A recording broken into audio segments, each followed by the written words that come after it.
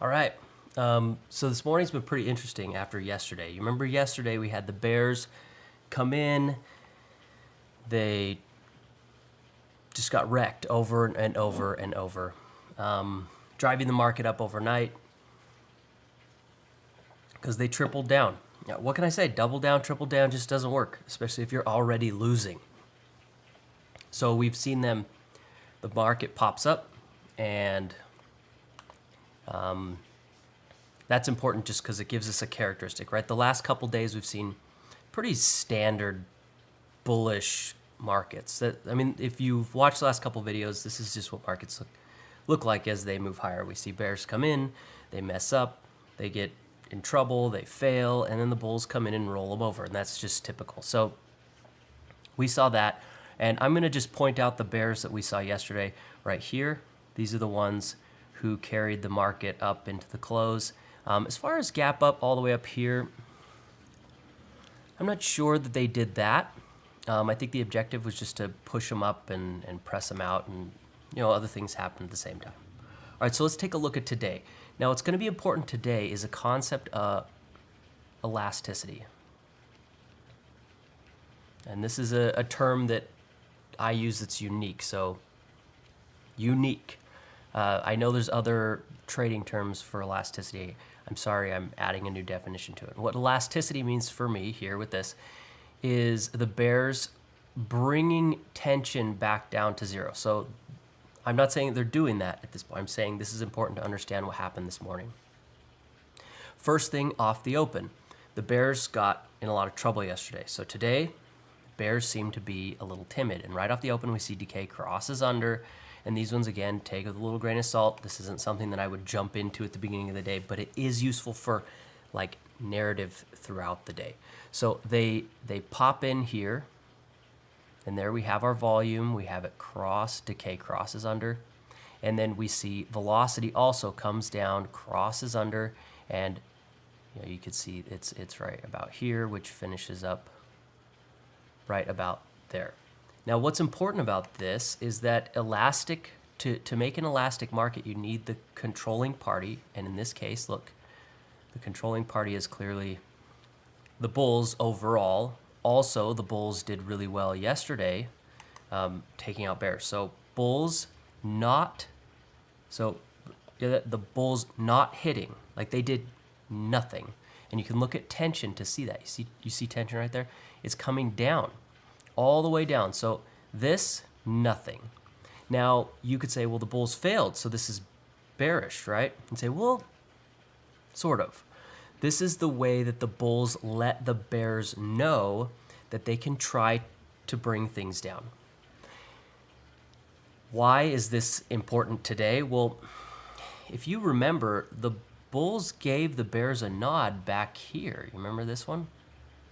I'm not going to go over this day. If you want to, go back to that YouTube video. But right off the open, the bulls stepped out of the way and said, all right, bears, you can take it. And this is what the bears did. Yay, they tried to run it. And then what happened was the bears failed to get anything done. They wiped out their opponent really quickly. They couldn't manage any psychological games. They couldn't trap anyone. They got confused and backward, and then it just fell apart.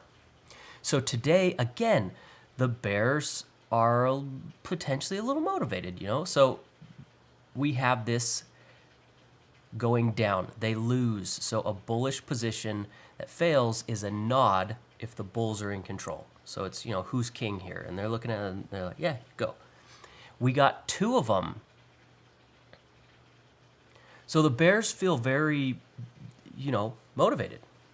Now let's see where the bears showed up. So velocity moved up, and it hits right here, and it moves up, and we don't get volume, and it's just a little bit here. So you can see that from there, it took a while. I call this unorganized. And the reason for that is because it's not lined up. It's not clear that velocity going positive really caused a nice, shocking knee-jerk reaction. So it's not very organized. Why did it take you so long to find people to click the buy button to screw over with this signal? What was the problem? So it's a little unorganized, but it still works. It's just important to keep that in mind, that it wasn't nice, clean, neat, chop, chop, chop, on the ball, clear stuff. So that's a little characteristic feature that could be a piece of nuance. Another thing, notice that as we moved up, tension moved up. So while the bears failed to hit, and if you were trying to execute new risk here, you would have been dealing with what I call teeth, which is where the market looks to liquidate new positions but doesn't really liquidate older cash averaged positions. So this would have been very difficult to buy into if you're trying to just open up something new and swing trade it. But if you were holding from yesterday's longs or something like that, you would have said, bah, and you might even have added on their failure. So teeth is a concept you have to keep in mind here. So I think at this point, the market's looking for a nod. The bears get their hit right here. And look at that. Look at this. Tension moved down. The bears are like, yes, finally we get a hit. And they bring the market down, and they're so enthusiastic about this hit. So we're getting narrative here. We have three positions that I think have shown up. Two bulls that failed and gave a nod. But then you see this last one, you see that when this one continued to feel volume and then turned up, and tension moved up with it, it's kind of a confusing signal. You're sitting here thinking, wait, so did they not move tension, or did they? So this is the narrative that we're at. We have a bit of a confusing nod. We have the bears trying to push this down, but sorry, bears, you didn't really do much. And then you have the next problem. As they pressed down, this pushed right into a bullish position, which as soon as it hit, they got right there, and then they pushed tension up. So we see the bulls coming in now and lying. So let's just real quick circle here. We got these, this, and then after the bulls come in and hit, and it's clear that they hit, the market pushes back up right here. We have a little volume during that, but I think the volume really would be about here for the bears on this crossover. Do you see what's happening here? We have two things going on that I think are important. First of all, it's getting a little noisy. There's a lot of activity going on.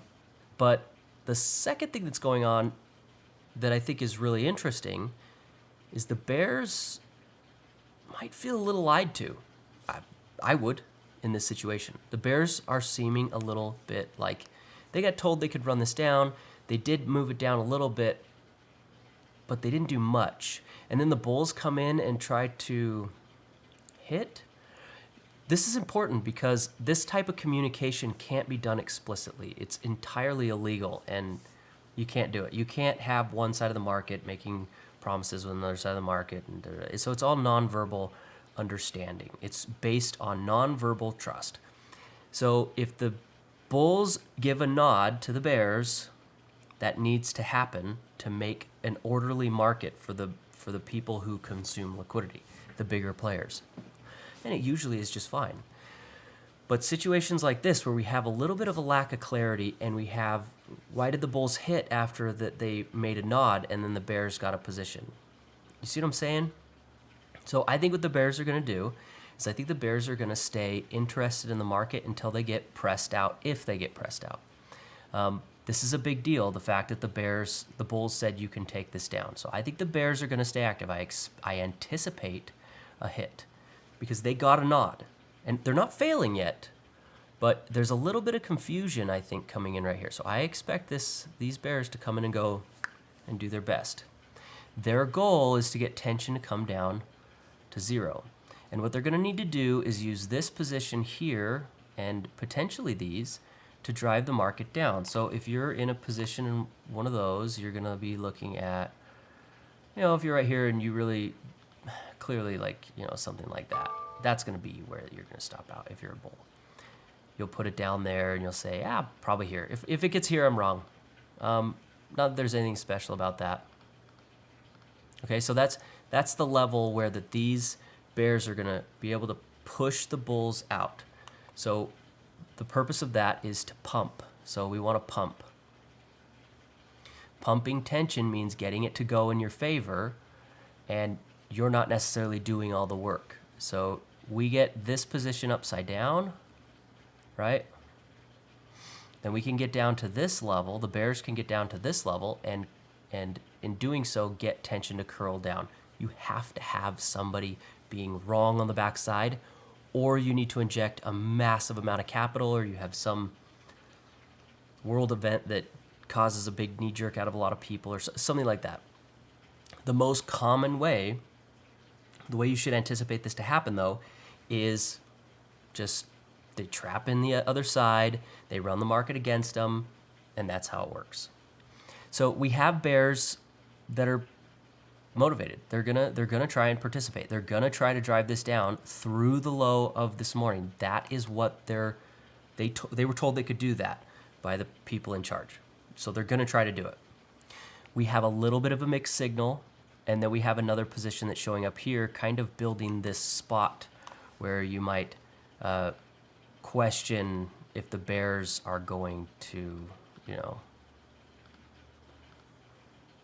make good on their word. I'll make it solid for so this will be a position line. This is going to be the stop line. And if you're a bear, you're probably going to stop out over the 24-hour high. So say, let's just get a look at this.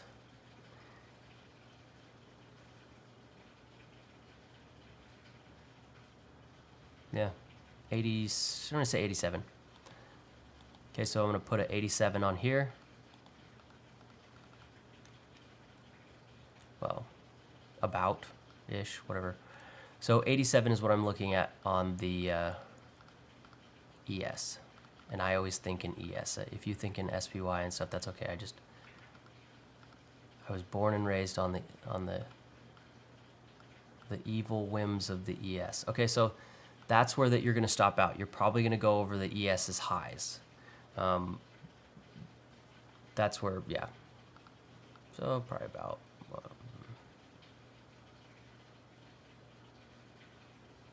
here. All right, so this is the layout. We have our players. We know who they are. We know what their motivations are. Well, we know what the bears' motivations are.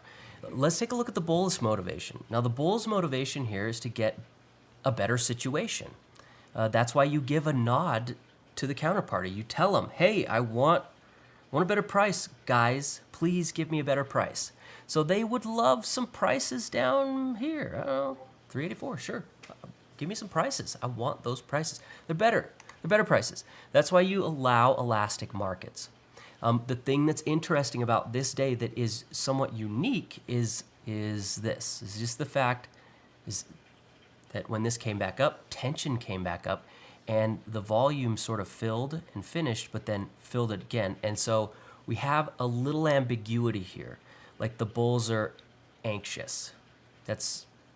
They're like, oh, I'm ready. You guys drive this down. We are ready. We will shoot this through the roof is the way I'm reading that. But not yet. We have a nod. We've got the players. Everything's lined up. We've got someone to pay. We got it set up for these bears to enjoy a move down. Today has another feature to it that we have to consider. There's no room to not. It's Friday. So if the market doesn't perform, let's say, it goes like this, and just into the close, let's just say, that would be horrible and awful. It would be so boring. But if that happens, that puts the bears in a really precarious situation, right? They're not winning. I mean, they're not like controlling anything. They haven't trapped anybody in a situation yet or anything. The bulls are still in charge. The bulls don't have to lose. They could just try. So instantaneously, if this closed flat right here and they never were able to pull anything off, that means they're going to get wrecked. That the bulls have just said, well, we gave you a chance, you did nothing, and now you have to pay for your mistake. And it would gap up over the weekend, unless something, of course, happens. But even then, I think it would probably pop up or at least open flat over the weekend. And the bears would probably need to pay. I mean, I would expect something at least up to here. Like that. Okay, so this is our landscape. The bulls want better prices. The bulls are allowing this to happen. The bulls will make them pay if they screw it up. So we can see the bullish motivation. We could see the bearish motivation. It's so much easier to operate when you can see the participants and what they're trying to accomplish around the market. Now you know what they're doing. So these bears right now, in this moment, are thinking, okay, we can get this down and we need to make this last. If they could do something to get these guys to hold for more, maybe we get all the way down to here before that they stop out. That would be amazing. The bears have always had a hard time doing those types of things because of the way that shorting works and the way the market is and the way that bears are. They have a hard time moving with finesse. They're just very blunt instrument people. So it just shoots. They're just going to look for it to shoot down. And what they'll, bulls would be more slow about things. They're going to trap you out. They like to take their time. I mean, look at this. Look what the bulls did. This is what the bulls did to screw with the bears to make sure they could run them for as much as possible. They spent half a day inoculating those traders and just getting them into the worst situation emotionally and everything. And it worked really well. That's what bulls do. Bears just say go. It's what they, once it's all set up and the chance is there, a lot of times they just say go. And it's very difficult, I think, to trade with bears because they seem a little more chaotic. They can take forever before they scream go. They'll just wait and wait and wait and wait, and then all of a sudden, I mean, bears look like this. They just and it can be irritating to participate with them. Where the bulls tend more to have sort of a slow, sensibility with them like this. So I'm not a big fan of bears. Their structure is irritating. The way they operate can be really irritating, and when they lose, they usually lose. Like 8 times out of 10, the bears are the ones who are getting screwed over, almost always. Even in downward markets, bullish positions tend to be a little easier to track and a little easier to participate with, even if they're not the dominant party. They're just easier because they're more structured and sensible. So right now we've got that on the table. These bulls are now getting a sample. See that? They're getting their sample. It's coming down. Now let's take a look at the options because I've got that up and I've been part of developing an indicator is watch the dang thing all the time. So I'm watching the dang thing. And you could see today that we had some activity this morning, pretty decent compared to the last couple days. Here's this morning. And these are just the put volume. Here's the volume that happened. Here's the strike, and here's at that bar. So it'd be like looking at a order book or something like that. And you can see that we had some activity right through here. Now, if you remember that right through here, when this is happening, that's this position right here, and then down and up. So there was puts being messed around with right when the bulls were giving the bears a nod. There was some puts coming into the market. So there was some hedging out that risk. But I think that this wasn't a position where they were hedging old positions, like trying to get into positive spreads. I think this was probably sellers trying to get into lower risk positions, which looks bullish to me when you have bears being conservative. Conservatism, or waiting until the market pays before you play, is the best way to just lose money and get emotionally trapped. So that looks like a bullish thing to me, to see a bunch of people trying to ensure positions right off the get. Like, they're not winning. They're getting into instantaneous losers that are automatically bad. This is horrible thinking. Anyway, that's the way I'm interpreting that volume. People trying to get ahead of the nod, and hopefully the elastic market will work, and so they insure, and that is absolutely working against them. So now as we move up here, we don't have, you know, a whole lot going on through here. You see where the bears got their little position right here? It was quiet in the put world. There was just not much going on. Moves down, here's their second one. You know, a couple of things going on, but it was pretty quiet here. And we saw something similar to that yesterday. See that? There's just a zone of quietness. And these zones seem to show up about where bears are getting the opportunity to sell liquidity or to trade, to consume liquidity. So I think this is interesting. Some activity coming in right there. Now, if we take a look at our volume profile, which I can draw on, we're sort of wedging a little bit here, getting a wedgie. And that is creating some compression, which I'm defining compression as the value area getting tighter. Can you get me some milk? Oh, you thirsty, buddy? Yeah. Let me get this guy some milk. This compression, though, is showing us that there's pressure coming in. So pay attention to that. All right, I'm going to flip this over to the other chart. I'll be right back.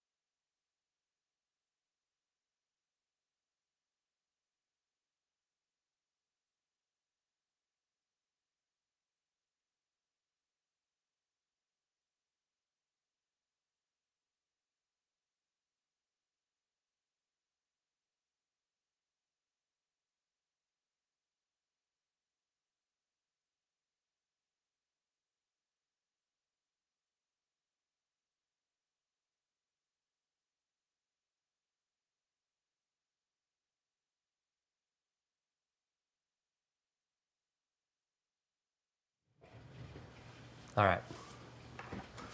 So looking at the options, we can see that there was some excessive, I don't know, put buying. It looked like the activity showed up a little early. And I think this is working against these bears and the ambiguity here. So we know what the bears want. This is what they want. We know the bulls have participated a little more. And we're seeing it's responding to this level that's sort of getting built here that has a little bit of put activity through here. This is getting interesting. The bears have a very limited amount of time where they can do stuff. They can't just screw around. The bulls will make them pay, and it's like a force of nature. You don't get to just do whatever you want. You can't. You're gonna have to pay. So I think that this, in terms of an elastic market, you can see that there is not a lot of motivation here, just overall. Look at this was the last elastic market we got. This is today's. It's like, is this elastic or what the heck? So I'm not totally bearish on this. I'm not totally thinking that they're gonna win. I do think that they're going to hit, and I think they're gonna try. And what's nice about that is that we have sort of an ambiguous market with a motivated group can lead to really good returns. I think they tried, and seeing this move up out of this really puts me on edge about these bears getting the elasticity that they want. Mostly just because, I mean, just look at this. Does that look to you like elasticity is happening? Like the bears are pulling it off? They're getting the work done? Still can't play outside. Not to me. If you're not gonna let me play the tablet or play some on the TV. He got in trouble yesterday, and my son doesn't get to watch YouTube today, so he's upset. Okay, so that's what we're looking at. I don't see the work getting done. I don't see the Bears doing what they need. They won't be able to get that work done until they drive out the Bulls.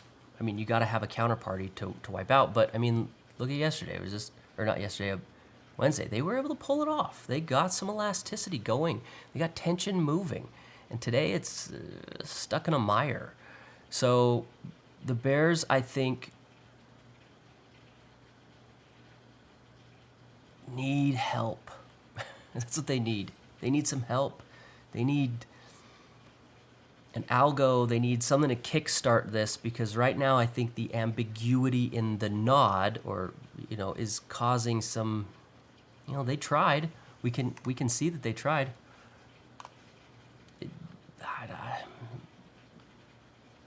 But not much. I mean, come on. Come on, Bears. Come on. What is that? Maybe they're squeamish because the last 3 days are just straight getting blown out. Yeah? Can you give me my mouth? Yep.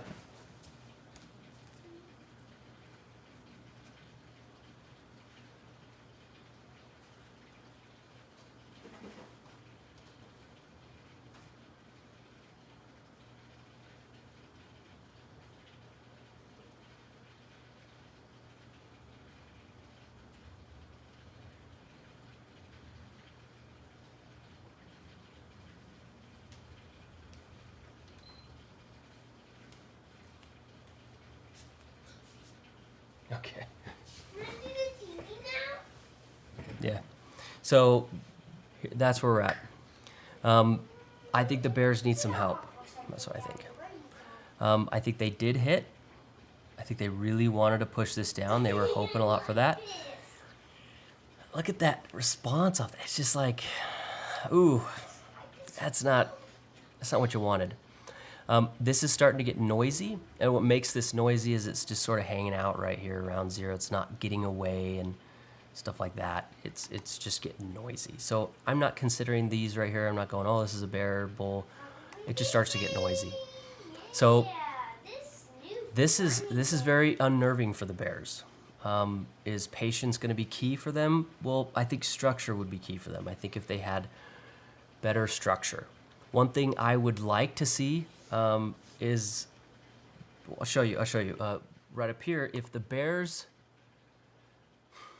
Bulls hedge, so if we get like these bullish positions and price gets far enough away, if it starts moving up, and we see some large put positions used to, get into a positive spread, whether they have just profits, there's no risk of loss, the Bears are going to be in really big trouble. Because I think that's going to screw over that elastic concept. You have to have elasticity. Just a second.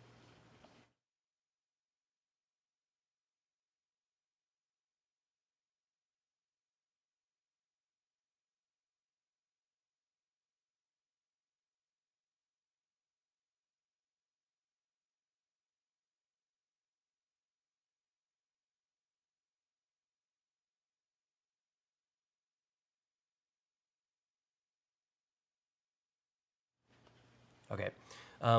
If they see that position come in, they're not going to be able to drive the market down anymore, because the market won't be able to run out the bulls to be able to pump, tension. That's a problem. So that's where we're at. I'm watching the volume on the puts. I'm not seeing any larger orders, but I am seeing bulls playing. I mean, we've seen them hit. They hit here. They had a delayed hit here, and this putting this position under pressure. This one's almost to zero. So these Bears are sweating. I think they jumped a gun a little this morning, and that's what's I think that the puts that showed up right here are what's causing this. That's what I think is going on. So the question you're going to have, you can play? Yeah, go ahead. Go ahead, play. So the question you're going to have to ask is, which side you want to play on? And I'm more bullish about this. I think the Bears did hit. I think that they are motivated. I think they want to. But I think with the way that that's set up and the nuance there, I'm a little bullish about this. I think that blowing out the bears is probably going to happen. And I think that tension could just hang out and do not much while that we do this. Or, you know, we could just go pretty much nowhere on the day. We could just sit and do this. But I think that the bears are having a hard time. So that's where I'm at with this. Looking at the rest of the market, like looking over this, we had something interesting happen here with interest rates. So they've taken a little focus.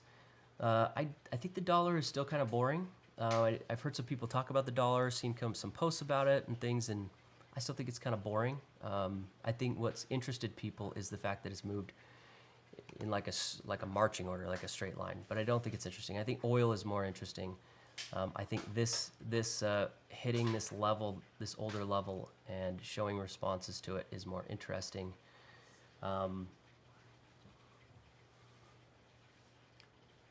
And yeah, those are the things I think that have the focus of the market.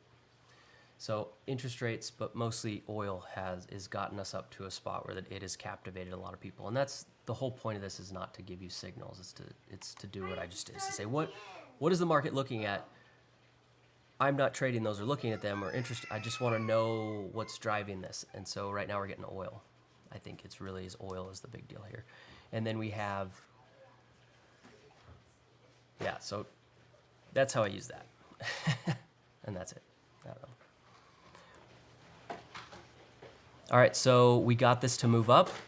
We're getting the noise going on here. Tension still flat. Can anybody get any work done? That's the question. If this does pop up, this will be a huge betrayal because they literally paid cash money to nod and let these people know you can go. So betraying them would be it would be big. It would give us another little blast off like this one. And I think tension would start to curl up and we would do something like this or something to close. But that's what I think. If the bears do decide to just slam this, and I would be watching for an algorithm that can, this is gonna be important. I don't want you to get confused about what a sweep down means. A sweep down would look like it's a pop. It's where that time, there's like 0 time in there, and it sweeps, boop, and it pops down. Don't be confused. This is about work. And the work these players need to do to have any success here is going to be to get this through this position. And so they'll need an algo at that position, not up here. So they would first need to drive it down there and then pop it through. And then I would go, okay, they're showing that they are doing this work. They're pressuring that bullish position. But at this point, I don't see it. I mean, look at that. They're right up. They're getting right here. So this is where that they're putting. Let me mark this. I'll make it red and make it solid to indicate it's a position. Turn off the words because they're annoying. There we go. So we got our bearish position. They are right up against it. The bears are hot. They're sweating. They don't like it. And remember, the bears were participating almost solely on a non-verbal agreement, the nod. They said they saw a nod. So if somebody lies to you with the nod, there's no legal action. There's no anything you can do. In fact, there's almost no financial action they can take either, because the nod means that you're looking to the dominant party to say, hey, can we go ahead and run this? And so if they lie to you, there's absolutely nothing you can do about it. So this is an interesting day. I like this in terms of like narrative. This is interesting. And what is useful about interesting days is they tend to have better returns because they cause actions that need to get unwound or actions that cause people to have to pay. And I think the bears are right now sweating. So if we get this right above, we're getting this up. These bulls have shown that they're like, no, yeah, we're going to keep playing. So good luck. They switched their story. So it was like bear here up until, I'd say right about here. Now the bulls,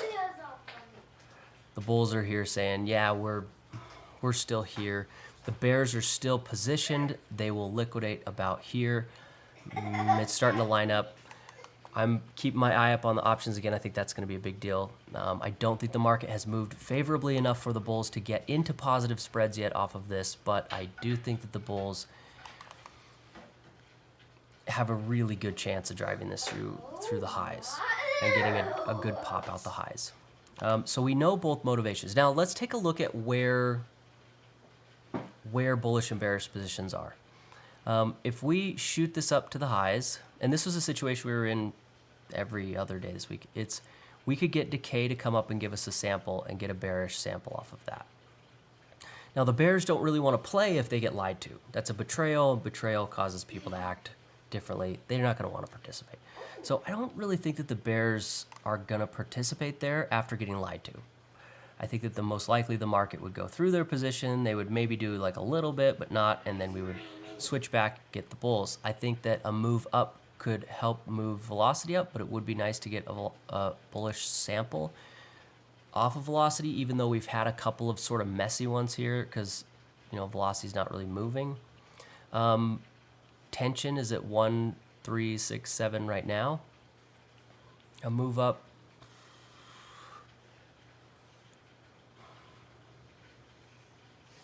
I think probably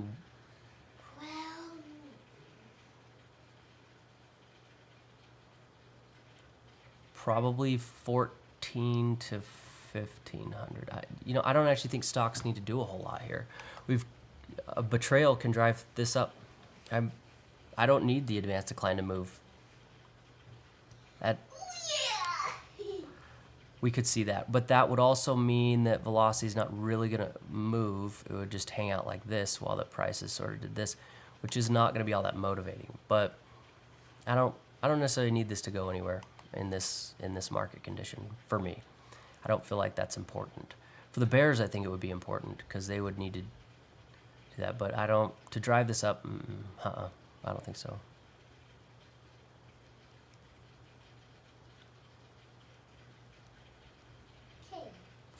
Okay, so at this point, I really don't see any great options for the bears. There's nowhere to drive stuff. We could see decay retest, an intraday one. We could get a multi-day decay retest, right?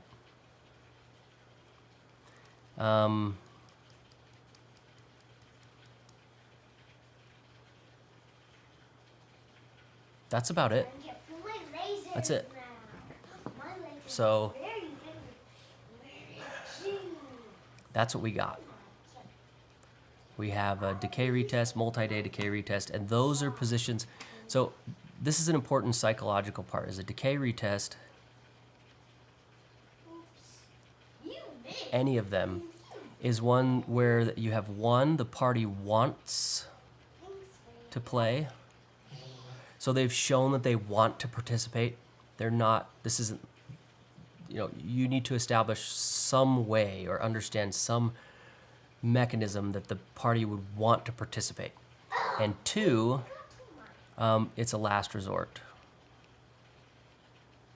So it's, if you have other options, if you get a velocity or you could get decay to do something else, or you have some other, it's the last thing you want to do because of the way that it shifts your risk profile. You shift to a vertical risk over horizontal. So I don't think that the bulls are in, this is, at least right now, the bulls aren't going, yeah, we need a decay retest. The bulls are going, we have 3 sneaky positions that sort of snuck in while the bears were focused on running an elastic market, and the betrayal could pay out really well. I don't think a decay retest makes a whole lot of sense. So bears driving this down to a decay retest. You don't have the bulls in the right mental state, to make it work.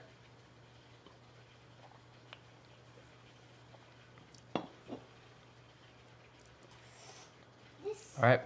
Look at this. Bears are right up to their position, right where they had their remember it's their root.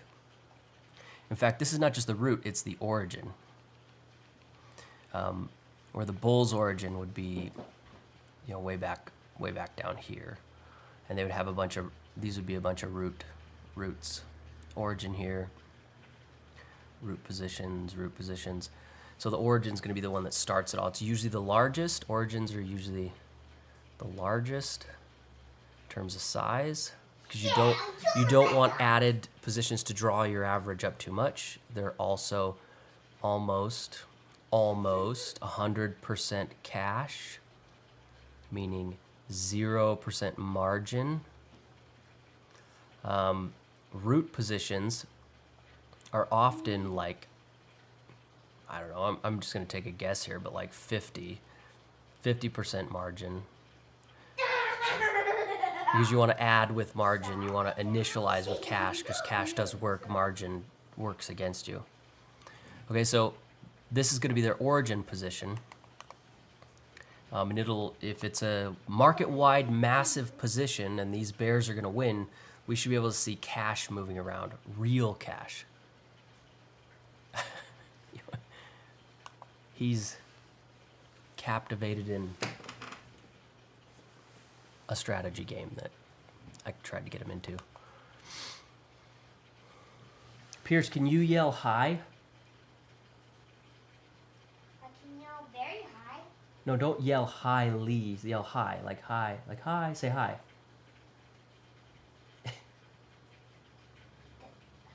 I have like maybe 5% of his attention when I talk. Okay, so that's where we're at. These bears, look at them. They're right up against their position. They're feeling a ton of pressure.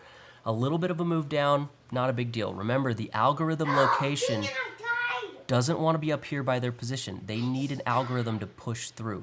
So if you're going to inject capital, and remember, this is an origin position, not a root, so it's not like there's a cash average they could fall back to or something. This is a root, an origin. And if it folds over, the whole position is negative and lost. So you can't just sit and hold on to things that are just upside down. It doesn't work. There's not much wiggle room with that. You're just holding bad assets. So the bulls have just a ton more freedom up here. After all of this, the bulls are just happy.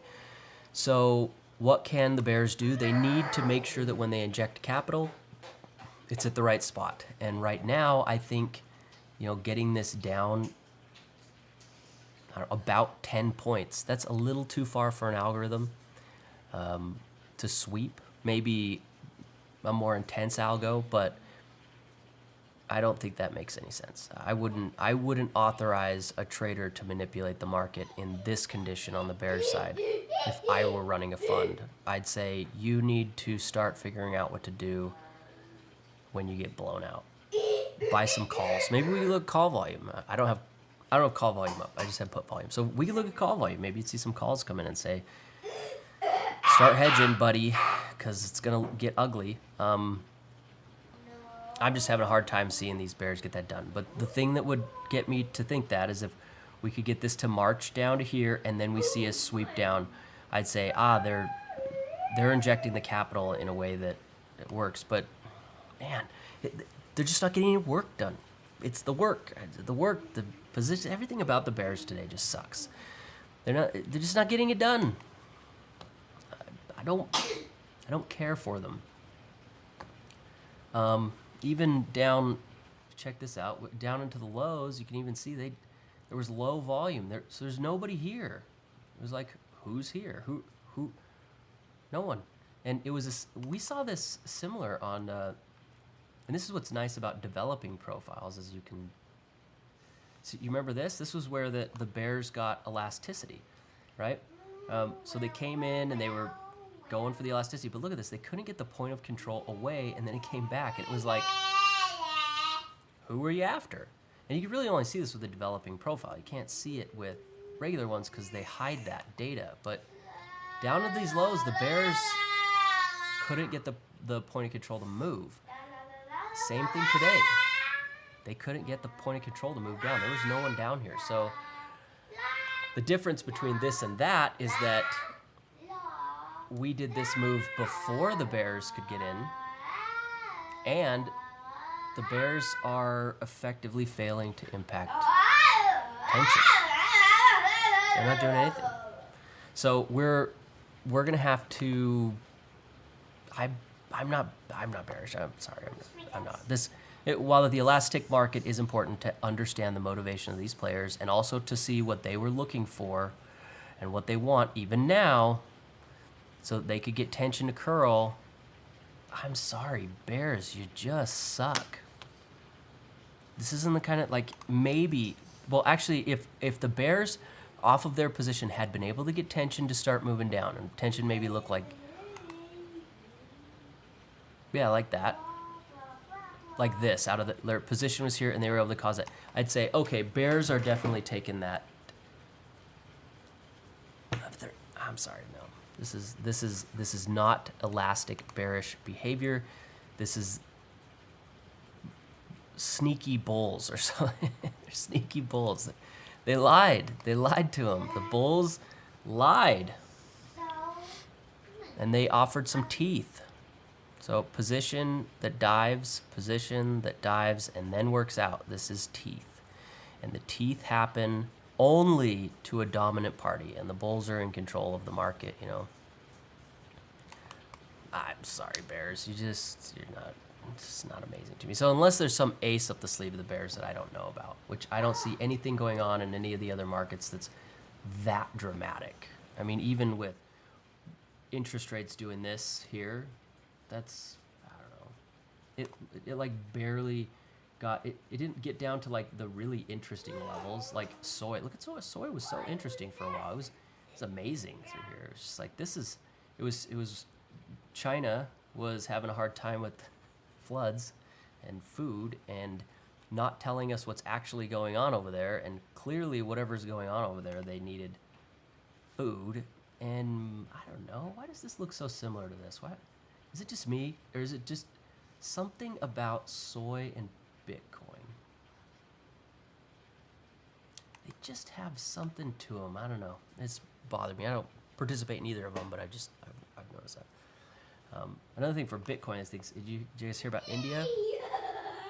India wants to ban cryptocurrencies, which that's a big deal. India's they're a big country, and they want to make it they want to centralize, they want to monopolize the decentralization by creating a government-backed, centralized, decentralized thing that is cryptocurrency, which I think is just and then they want to make it also a physical currency. So they want to get cryptocurrency backed by the government and try to decentralize that cool thing and give everybody paper, printouts. I'm like, isn't that just currency? Like, you're gonna ban cryptocurrency to make something called cryptocurrency that's just a currency. So that's, India was thinking about doing that, which I think is hilariously deceitful. I think they should just say, we ban cryptocurrency, go back to your typical money. I don't know, anyway. So, yeah, this is the most interesting thing to me, is oil. And I still think this is repercussions from when we went negative, when we had, what did we get to, like negative 10 or something in the futures? I still think this is repercussions from that. It was such a you could be brain dead easy. You could have looked at that and said, oh yeah, things don't stay negative. That's insane. That doesn't make any sense. Like, I don't even know what the math, you buy one and they give you the money? I don't know.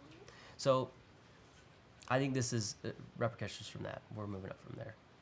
Dollar moved down a little bit. That tells me that the price, they could lower the price because their supply went up. So somebody handed them, we want this, we don't want dollars. So they took their dollars and they gave them back, and they got something else. So it's out of dollars. They want to move out to something else. And that could, I don't know, could be this, could be oil, could be interest rates, could be anything. But usually when you move out of currency, you see securities rise, unless there's too much debt money associated with it. And debt money is stuff that acts like dollars, but it's fake. And so it doesn't support the same, and it's typically, when you exercise positions with margin or debt money, fake money, it drives prices against you, unless you have a cash average position that's built on cash. Then debt money's fine for adding. You should always scale in with debt. You shouldn't start with debt. You should end with it. And then, yeah. So we're just hanging out here. I mean, this again, we've talked about this before in the past, as in yesterday and the day before and pretty much every day. It is, I think, inoculation. They are inoculating people. It does not matter if the trade wins or loses. What's important is that when you sit a market sideways and go nowhere while people have skin in the game, they become significantly more entrenched in their position, and it widens the potential moves. A move that sits sideways for a while and breaks further than one that sat for a second and breaks. Now, that's not to say that it didn't sit long enough, so it's not going to go far. That's crazy. If there's a reason to break and stuff, you're going to go to whatever, but you can augment. So if it was going to go here and you sit sideways for a while, you could get it maybe to go a little bit further because you got people entrenched and they just hold longer. It's just what you do. Go look at your trading history. Go notice that the trades you got into and that moved against you and then sat for like 2 hours first, you lost more because you got inoculated in your position, and it can be devastating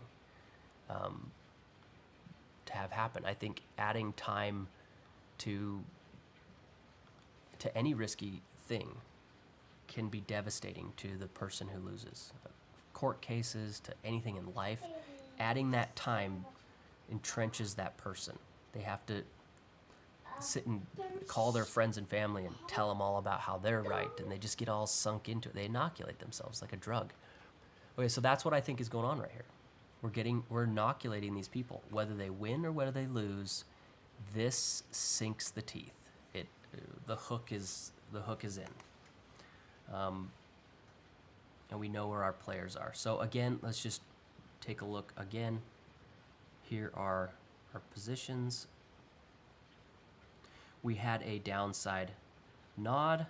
The market moved up to the bears. Then the bulls decided, never mind. Then the bears, I don't know, looked the other way. Then we came back down and the bulls hit again. And now the bears are under pressure.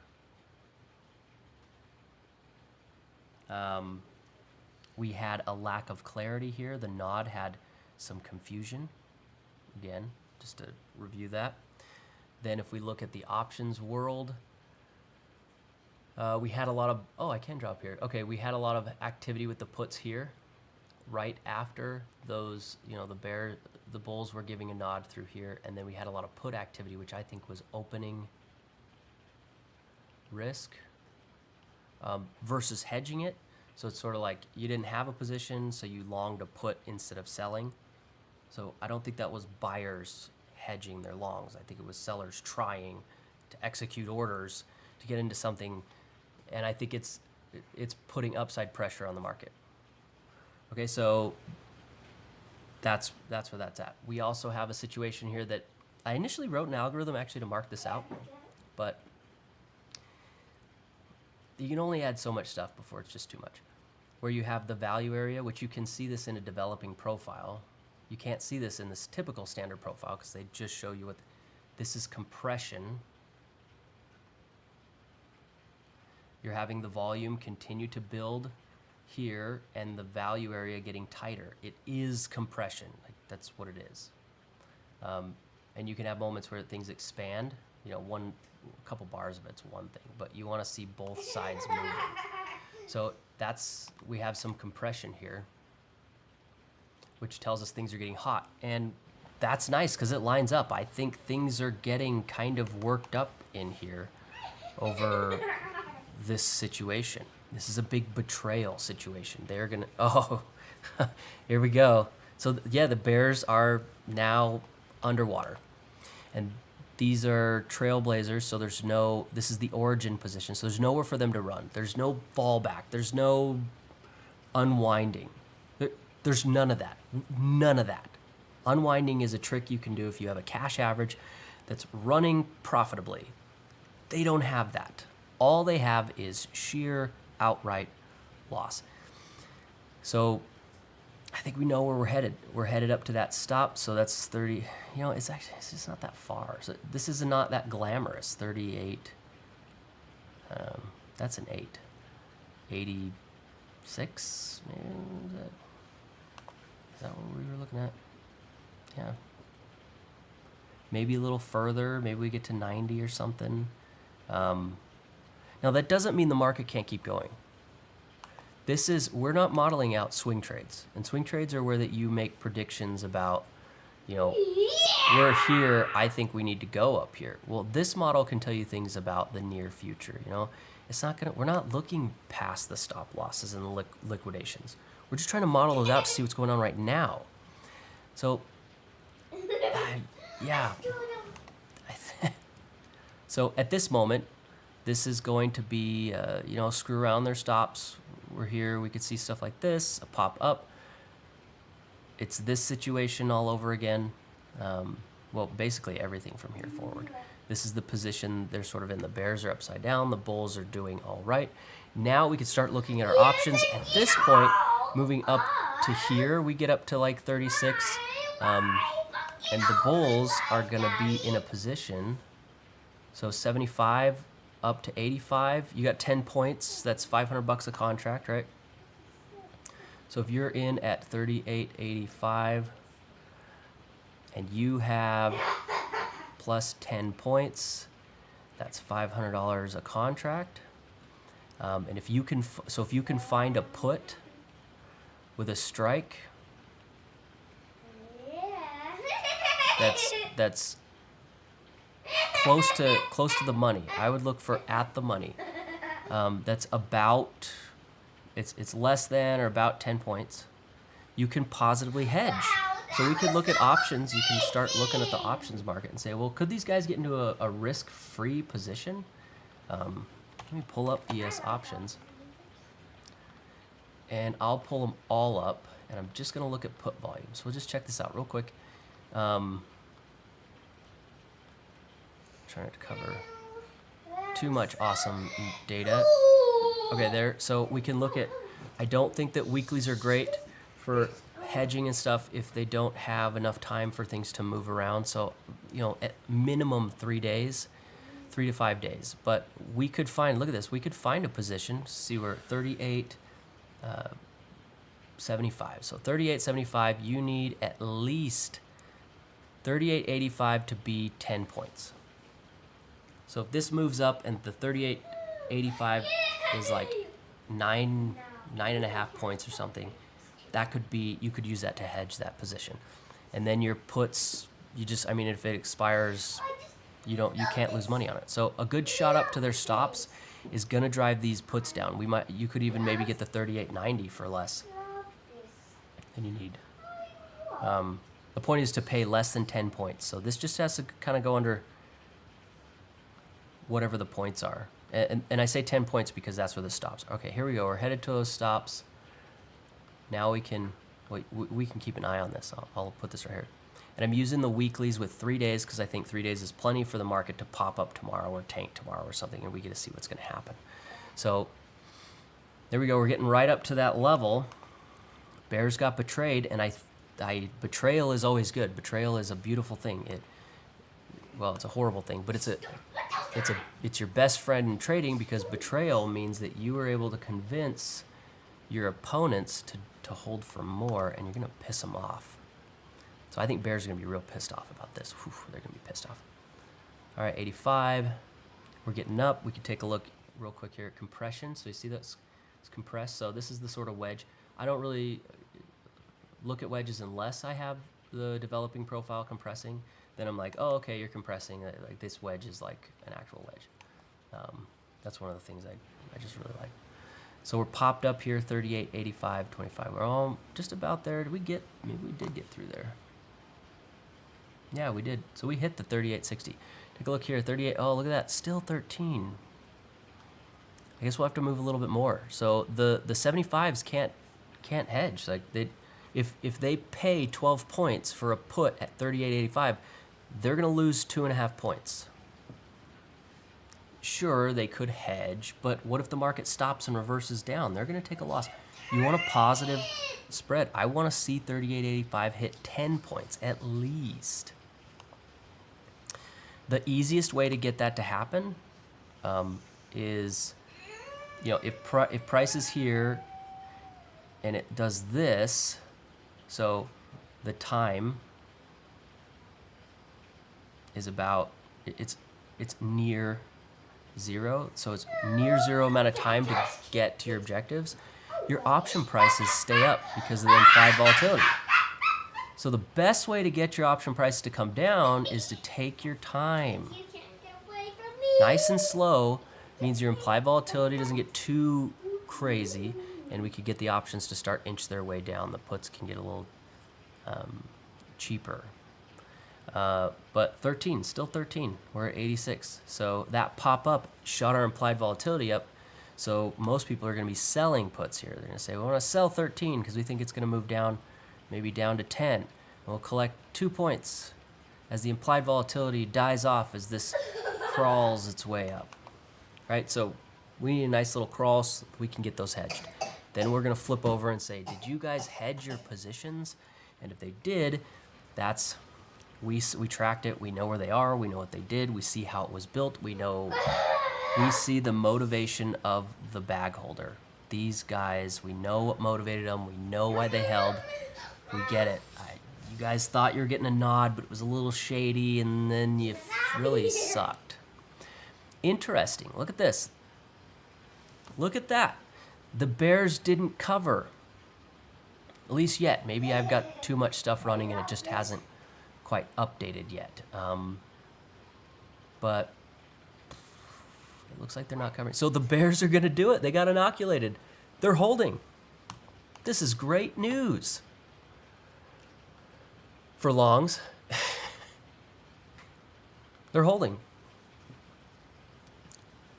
Good job, bears. Really sticking it to them. So they're going to hold on, and the bulls are not going to stop. You don't get to have the market shoot against you like this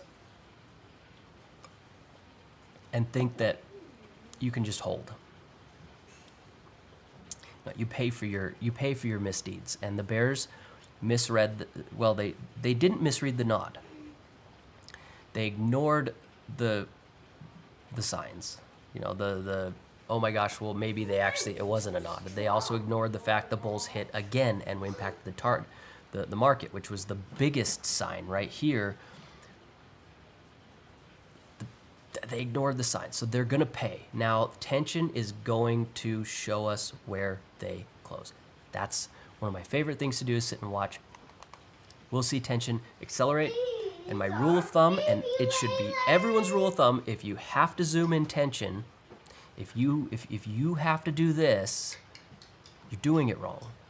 Keep it zoomed out. The data points that you need off of tension, especially when you have the smoothed algorithm running, which is the one I use. It's not really smoothing. It should be clear.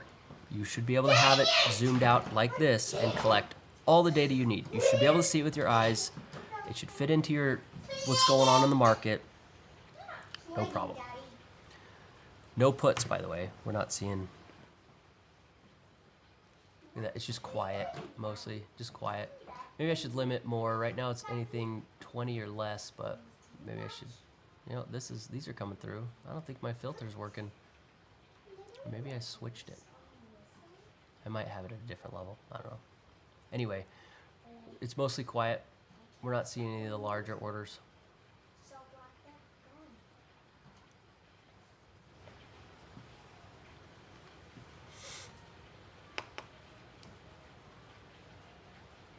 Wrong source. Replay said wrong source. I'm not sure what that means.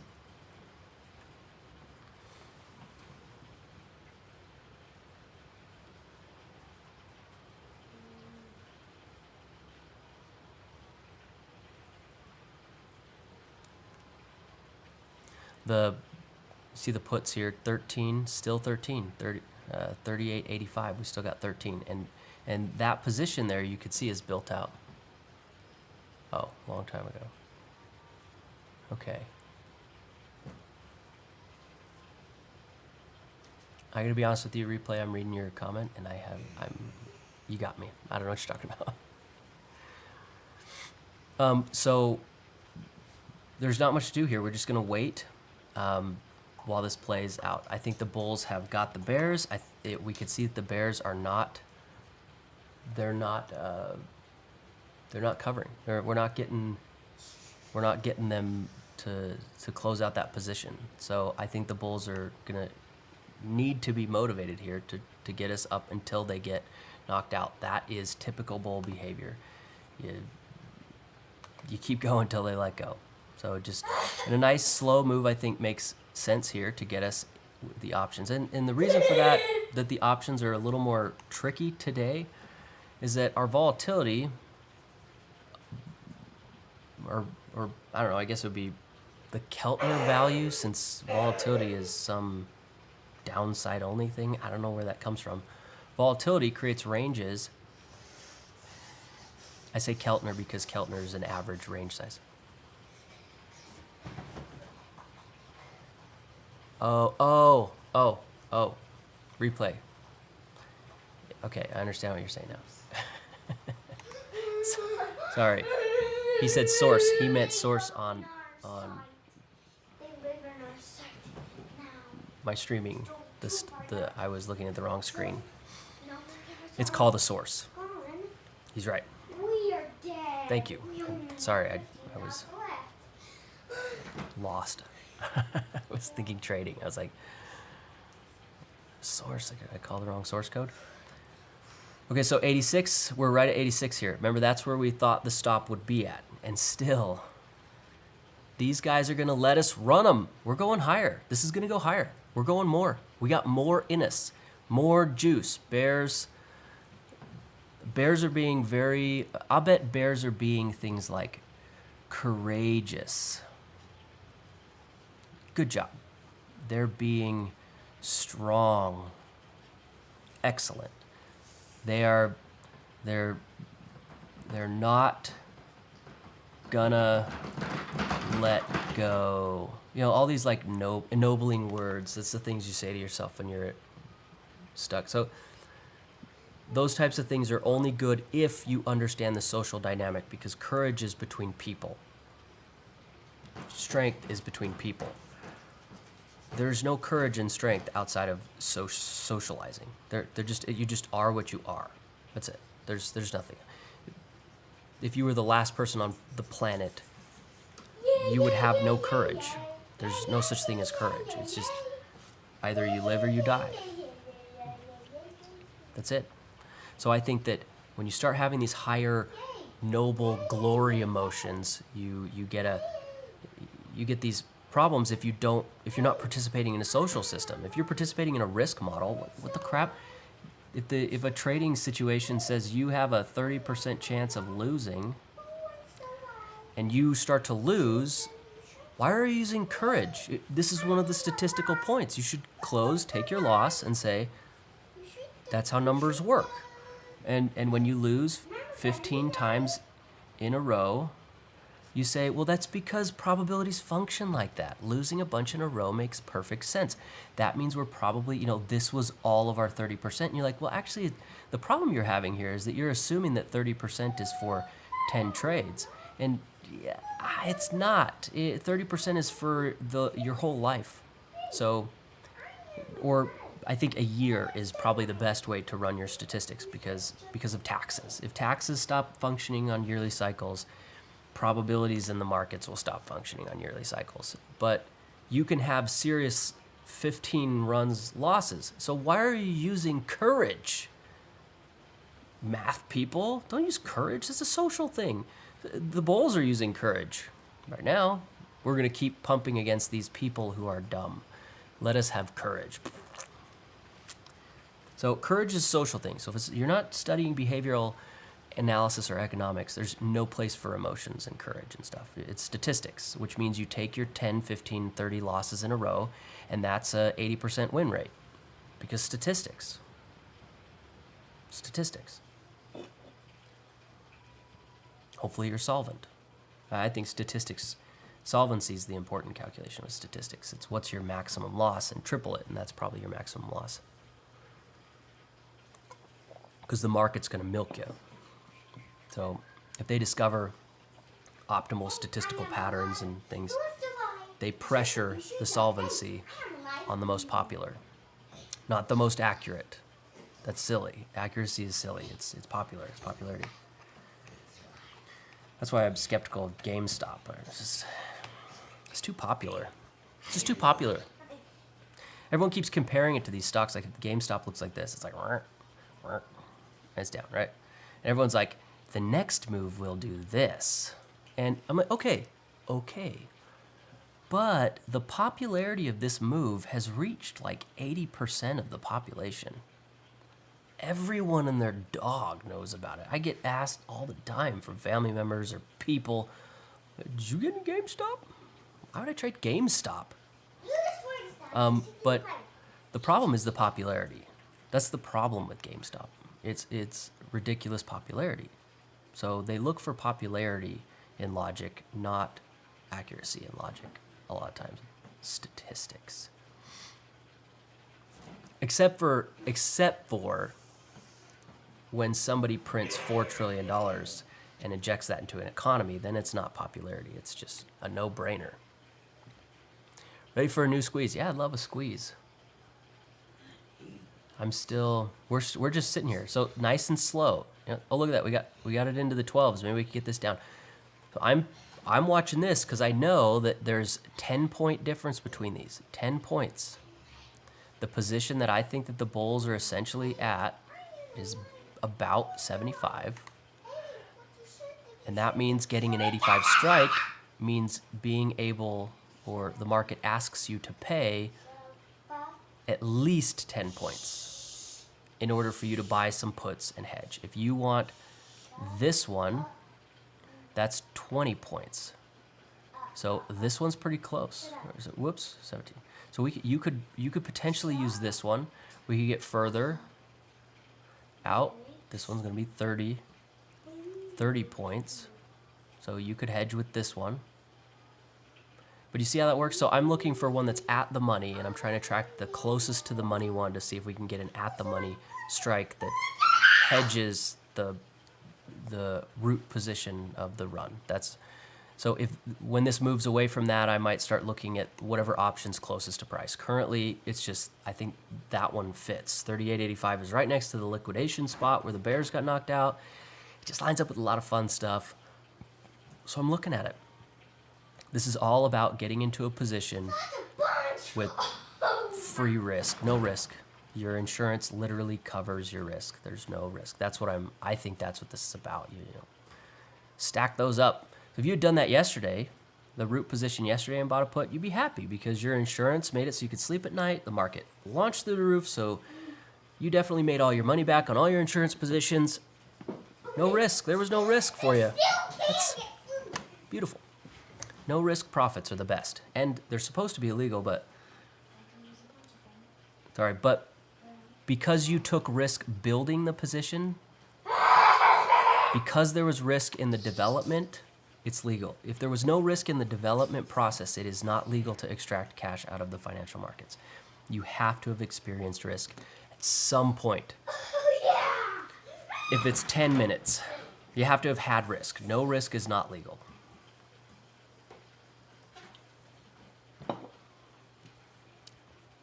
Also, I kind of want to know, where is Jack Ma? I heard rumors today that he might be in jail, but I don't know. Why not? Confiscate his money. We know China's hurting, so confiscate all of Jack Ma's money. Buy more jets to fly over Taiwan. Look it, you didn't play, this happened, they destroyed me. So it's not. If you lose and I'm not playing, it's not my fault. He keeps blaming me for losing. Sorry. Daddy. Okay, so we're moving up a little bit here. Moving up in the world. All right, we're at 88. Still at 12. So you could use the 90, or sorry, the 95. That one's looking good. The 05, you could use that one. That one's gotten in there. But at the money, we still don't have these quite lining up for the optimal amount of joyous risk.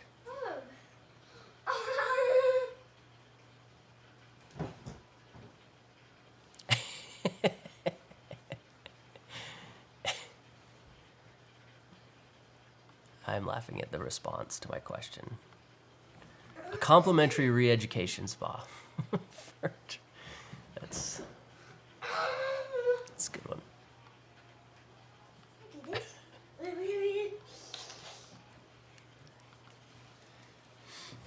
That's not a good sign.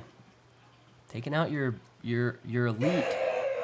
Now people say this is about. I think I've tried to track it. I don't know everything. I've really tried to keep up to date on the situations over there, but it seems to me if you're taking out your elite,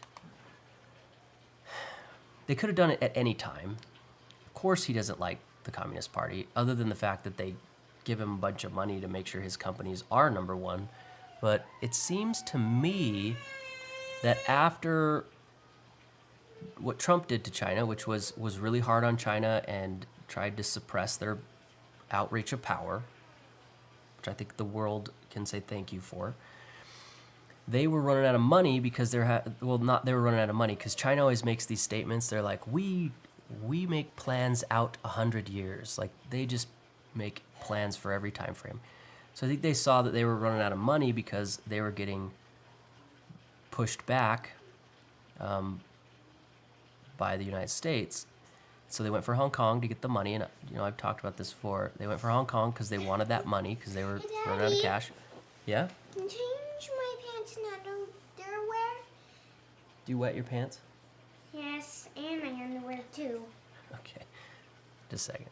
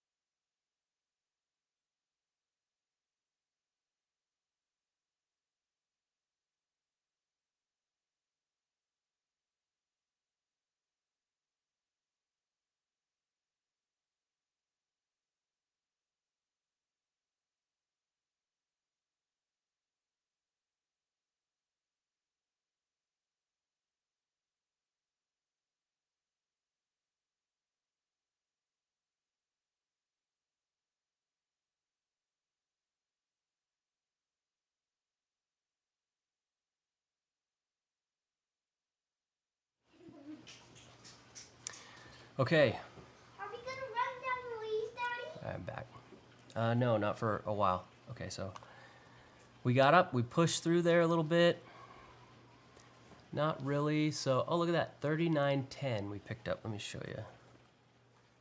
39. So there's this is not what I want. I want like 500 or 1,000 or something like that showing up. But, a couple showed up 39.10. And I think that's what they're doing is they're looking here and saying, hey, we could pay 28. Whoops. 8. 29. We'll just say it's 30. Let's say they picked up 30. You know, 30 is going to get you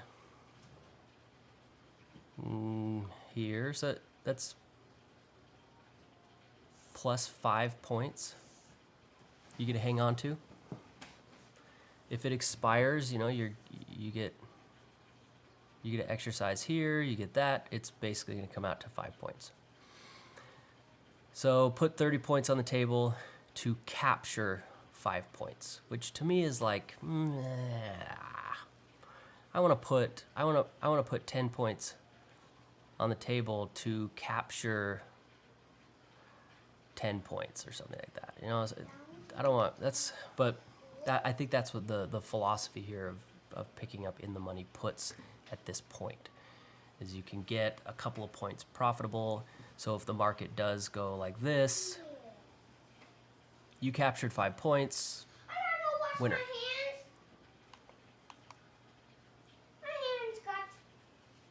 hands. Oh, Ella says Jack Ma is okay now. He gave some shares to the Chinese government. His new firm go IPO soon. Oh, really? Where is he? Where is he though? I haven't paid attention. Where is Jack Ma? He gave some shares, so you can do that from prison though. I mean, but have we seen him? Is he out in the public? Is he just turned off the cameras? He's such a public guy. Where did he go?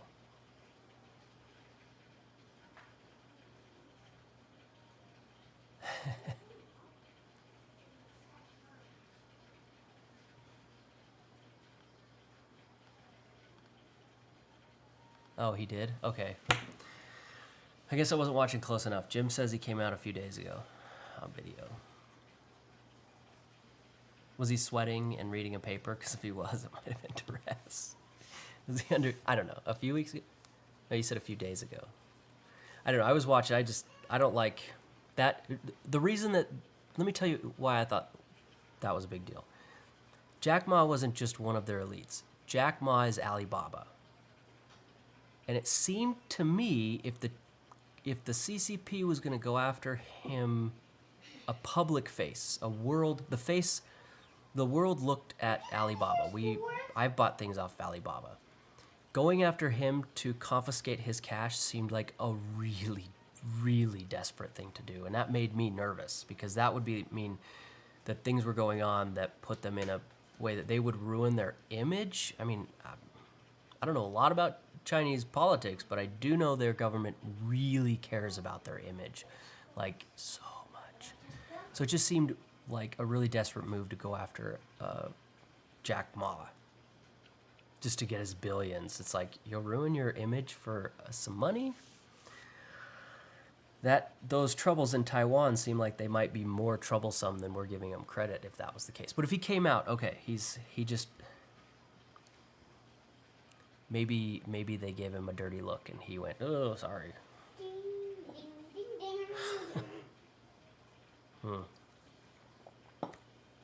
Okay, so he's alive. All right, that puts a lot of my fears at rest for the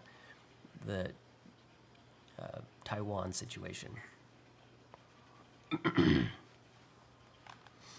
And there's gray zone. Is that gray zone warfare? Yeah, face is top priority. That's why I was like, you're gonna go after Jack Ma? That's one of your main faces, Alibaba. Everybody knows about that.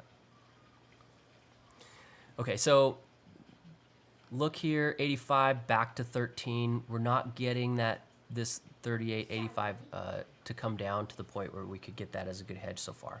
We pushed right into the levels that we wanted. We have gotten everything we wanted. The only thing we haven't really seen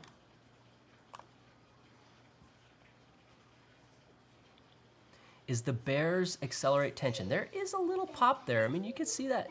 It's just a little. And maybe that's significant. Maybe we undoubtedly had people let go their positions. But we didn't get an acceleration. Acceleration takes more than one data point. Otherwise, it's a jerk. Acceleration is it's the smooth change in velocity over a couple of points that, and you should be able to see it. So the bears didn't let go. Let me scoot this out of my way. I'm used to this screen, so when I stick that over there, I know it's extra information, but in my brain, it just triggers this clutter. So now what we're doing is we're gonna be doing the play in, well, this isn't the way I always say it. Play in your stops. There. Whoops. Anyway, we're gonna play in their stops, or in your stop. We're gonna play in your stops. So that means that we can bring the price down to the back of your position, and we have all this freedom to really just have a lot of fun watching your rotating profit and loss number screw around before getting you to let go. And the reason I think that, even though we did move up to where their stops were, and I think some people unwound, is because we haven't seen that acceleration. So I think there's still a bunch of bears holding, which is insane to me. There are times when I would hold for pressure, but being a trailblazer, an origin position, a trailblazer, you're at the high of the highs, you're trying to short the highs, and it's pushed up against you. This is not a situation I would ever encourage anyone to hold on to. You never want to take your highest risk when you're imagining this, because markets do this all the time. You don't want to try and capture turning points with courage and stuff. Like you need to make sure you're doing that. So holding a trailblazer is insane.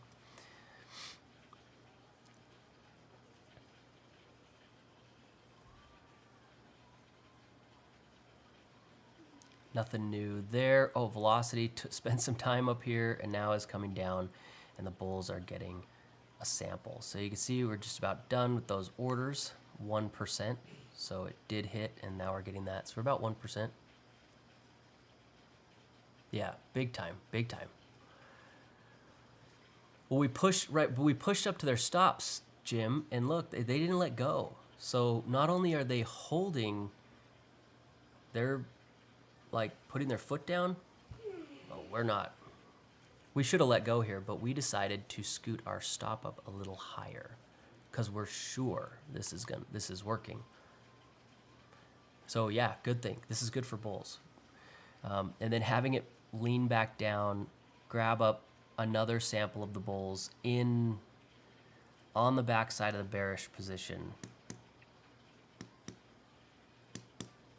Now, one thing to be careful in these situations, remember the teeth concept. Don't forget this one.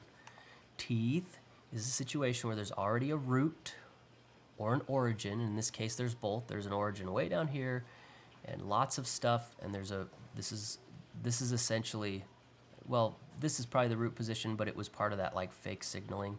This is the one where it really started up. Another one. Now you need to be careful of teeth.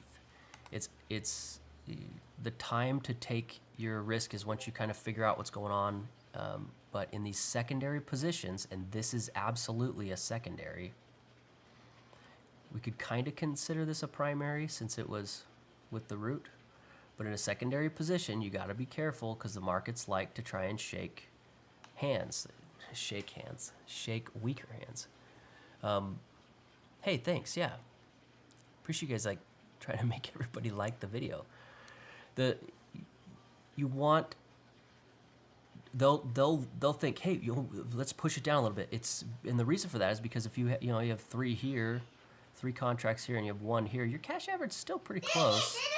So we could shake out a bunch of people with a push down to their position. A bunch of people just cover, and then move up with less. It's a less crowded trade. So keep your eye out for teeth. I don't know what anyone should do at this point. This is a common thing with secondary positions. You have to watch out for teeth that will bite you. Still no options. Position showing up. That's the one I'm keeping my eye on. I want to see if we get someone to hedge. That's going to be a deal for me that I'm going to pay attention to.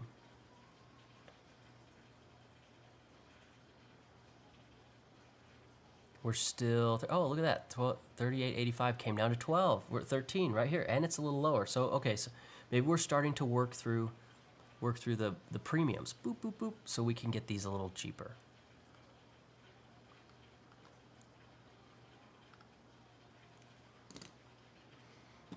At this point, it's funny to me because it's the same stuff every day. We come up with a situation, we get somebody to participate, we drive them out, and now I'm like, oh, well, are we going to run an inversion? Because this is do not push the share grid if you have a bunch of crap loaded. It will reload all of your charts. Okay, I'm going to detach this and quickly get rid of all the indicators on it and pull up the tick. I know I should have this up, but I don't because I was working on some other stuff. Thinkorswim's picky. They're picky. So we'll pull up the tick here. I'm going to do a 1 minute, just today's. We'll wait for that to load over here. All right, look at this. We're getting, there's our bullish. So we got another bullish position showing up right here on the back side of the bears. Oh, poor suckers. Okay, so watch out for the teeth. And if you're concerned about algorithms, which that's a legitimate concern, having a sweep just punch you. The sweep the bears needed was here, not here. I think any aggressive sweep here is probably just going to go right to their position, stop, and come back up. The algorithm the bears would need if they're going to dump cash into such a difficult spot is going to be to get it to go slowly and then algorithm right there, not here. So there's a lot of hurdles, I think, that the bears would have to go through. The first one is just getting through that bearish position, which they're not going to do. Okay, so the bulls are hitting here. So there's our spot. We screwed around on the stops. We got a bullish position. Let's head on up. Now what we're going to get is bulls potentially pushing some capital in. So we could see tension start to curl up. Now the way you know that stops got hit is there's a couple of features. One is that you see price pop. It's going to push through some new level that's relevant to the spot you're at. You see it pop through. You need that price pop because that's what happens when market orders get hit. And at the same time, you see tension accelerate. Those two things will line up. That's how it works. You hit the stops. It was a broad market position. It ladders down a bunch of orders that fill out. And you see the probabilities change a little bit. That's when you know the bears let go. And these bulls are trying to take advantage of that by filling extra positions. This is just such a, I don't know, it's almost feeling like it's a little crowded. But I mean, really, it's these two here where this was the root. Then there was a second spot, a third spot. This is a secondary because it's a cash average that's going to pull the prices up. Now we're moving back up here. We could take a look here at tick. Here's the tick for today, and oh, it's been inverted since the open. Well, it's got the inversion off the open. So right here. And I don't look at secondary positions, so I don't do stuff like click, click, click, click, click, you know, like this pivot, this pivot. For inversions, that's a whole different philosophy that we don't need to go over today. But, you know, one good exercise you could do if you're looking for something to learn about is go through and mark out, just go on the tick and mark out all of the highs and watch how the market stacks them up and knocks them down in one bar. It's almost like they're building it and then go boop. Just go through it like a week and mark out all the highs on the chart or create an indicator that marks them out and then just watch how the market stacks them up and knocks them down. And it's a lot of fun. You're like, wow, this is obviously what the tick does. Anyway, so we have a move all the way up to like 1200 on the tick. That's 1300 on the tick to get us through the high. So that's going to keep us, that's off of the open, so right here. So getting over this level will put us inverted. Now there's a problem here, and if you remember the way that I deal in inversions, that's why I deleted it, is because of this. If you see prices do this, right, and they're moving here, and then you look at the tick, so this would be price, and then the tick would be here. It's, let's say, between these two blue things, this is 0, and the tick's like the, wait.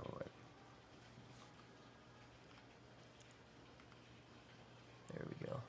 And the tick goes like this, goes, and it goes, whoop, like that. This is excellent right there because it's out of the lows, you see?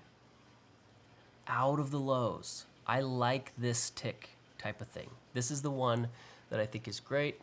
I think it is nice and clean, and it usually works pretty well for modeling out how far attention goes. What I don't like is when it's moving into the lows. You see the tick go like, I don't like this because that puts it here. And it's like, well, yeah, I guess it's inverted, but you want to be measuring from when the initial cash deposit came from the trend you're trying to participate in, which started probably around here, but I don't really like to see it so early. So that's why I'm not the biggest fan of seeing, because it was this was an inversion level, showed up into the lows.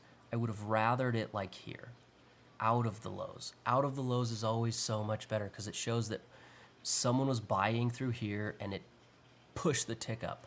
And so it's sort of like showing what they paid in terms of demand and money, because it costs money horizontally or laterally to move all the stocks, and it takes a lot of demand to move them all up ticking together. So this is an expensive thing to do. And so seeing it here and then watching them fail first, it's just like, it's not as pretty to me.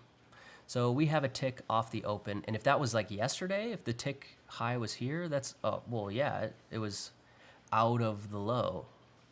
But today's not. It was an into the low inversion level that's now working. So it's like,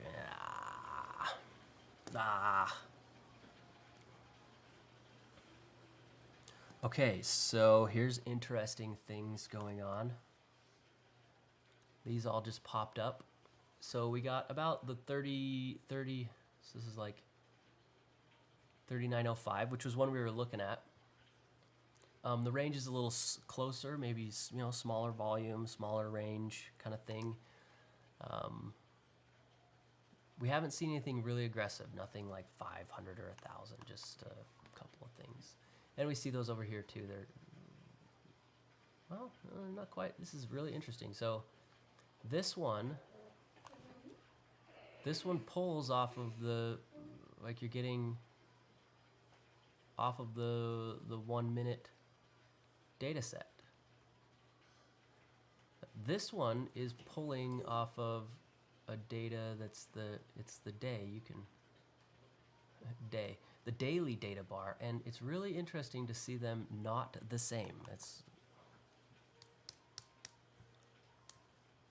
Actually, does anybody else have access to options volume? Maybe not like this, but we could do, because I'd love to compare. I want to know.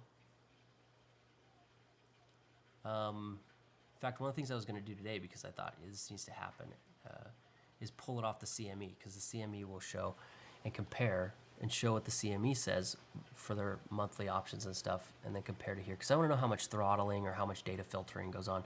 If somebody has access to these levels, like 39.05, just get the volume throughout the day for 39.05 on a different platform or something, and then just show a screenshot with the volume so you can kind of see.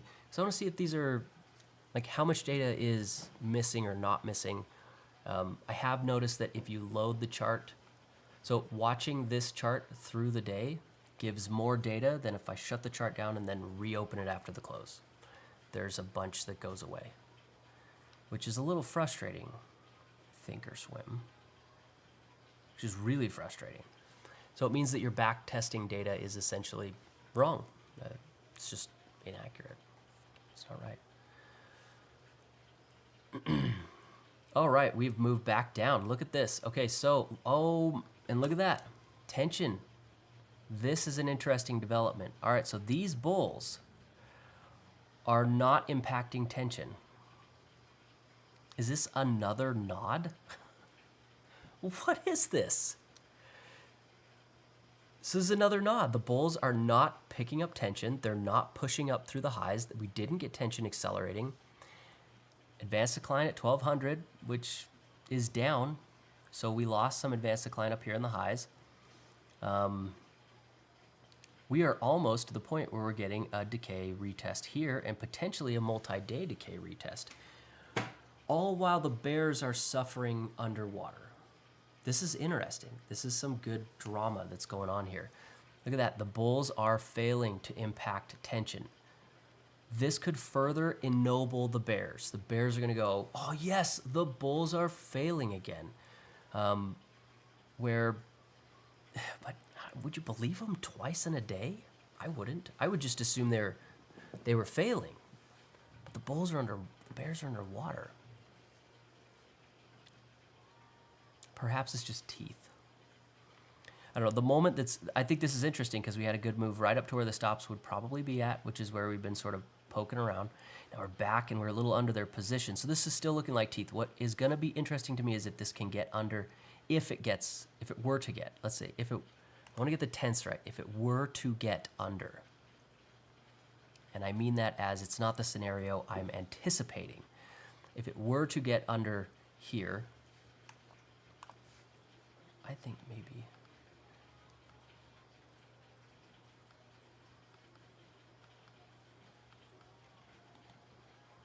I'm just marking it out here for,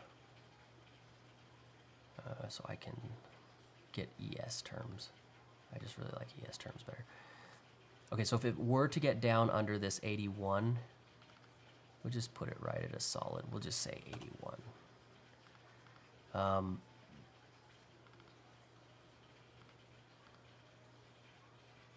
There we go. If we were to get down under that 81 there, then what would happen is then I would start to go, okay, well, the bears are now getting paid.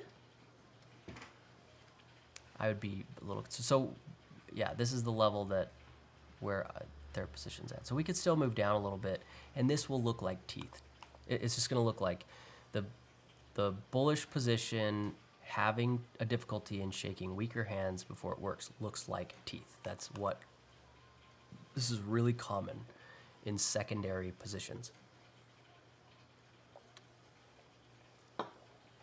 Okay, so my story is not going to change. My thought on this narrative wouldn't change until this position went positive. And it would be really interesting because they were put underwater and didn't let go. And the bulls sort of gave a nod and then changed their story, betrayed them. And so if this came down, just consider what that means. It's like, wait, so nothing matters. It's like, that's what I would just be like, this is stupid. This is stupid. Nobody's playing. This isn't real. That's how I'd feel about it. So right now, I think it makes way more sense for them to keep going up until we see this acceleration. So seeing that curl down there looks to me like teeth. They are pressuring the bulls who are smaller out. This is what we expected. It's secondary position philosophy. Teeth help bulls be less crowded. You want to teeth out the small hands. You call it a shake if you want, but it looks like teeth, see? It usually looks like teeth. This was absolutely teeth, by the way, this morning one. Yeah, the bullish position that ended up working after it bit you, and it bites like teeth. If you get stopped out on a toothy move, it stings. So that Okay, so yeah, we pushed down. You could see with that little acceleration down there that there were some tight stopped people who are pansies. They dumped so easy. It was like they just dumped it. Like, you guys even gonna try? No? Okay. Don't try. Fine. We'll change these a little bit. I think these are all plotting over onto the zoom charts too.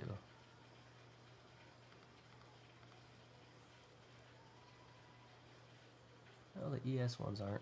Maybe it's because the drawing chart is different. Yeah, it is. It's different. All right, those ones aren't on the zoom chart because they're not synced up. We'll round this one up too.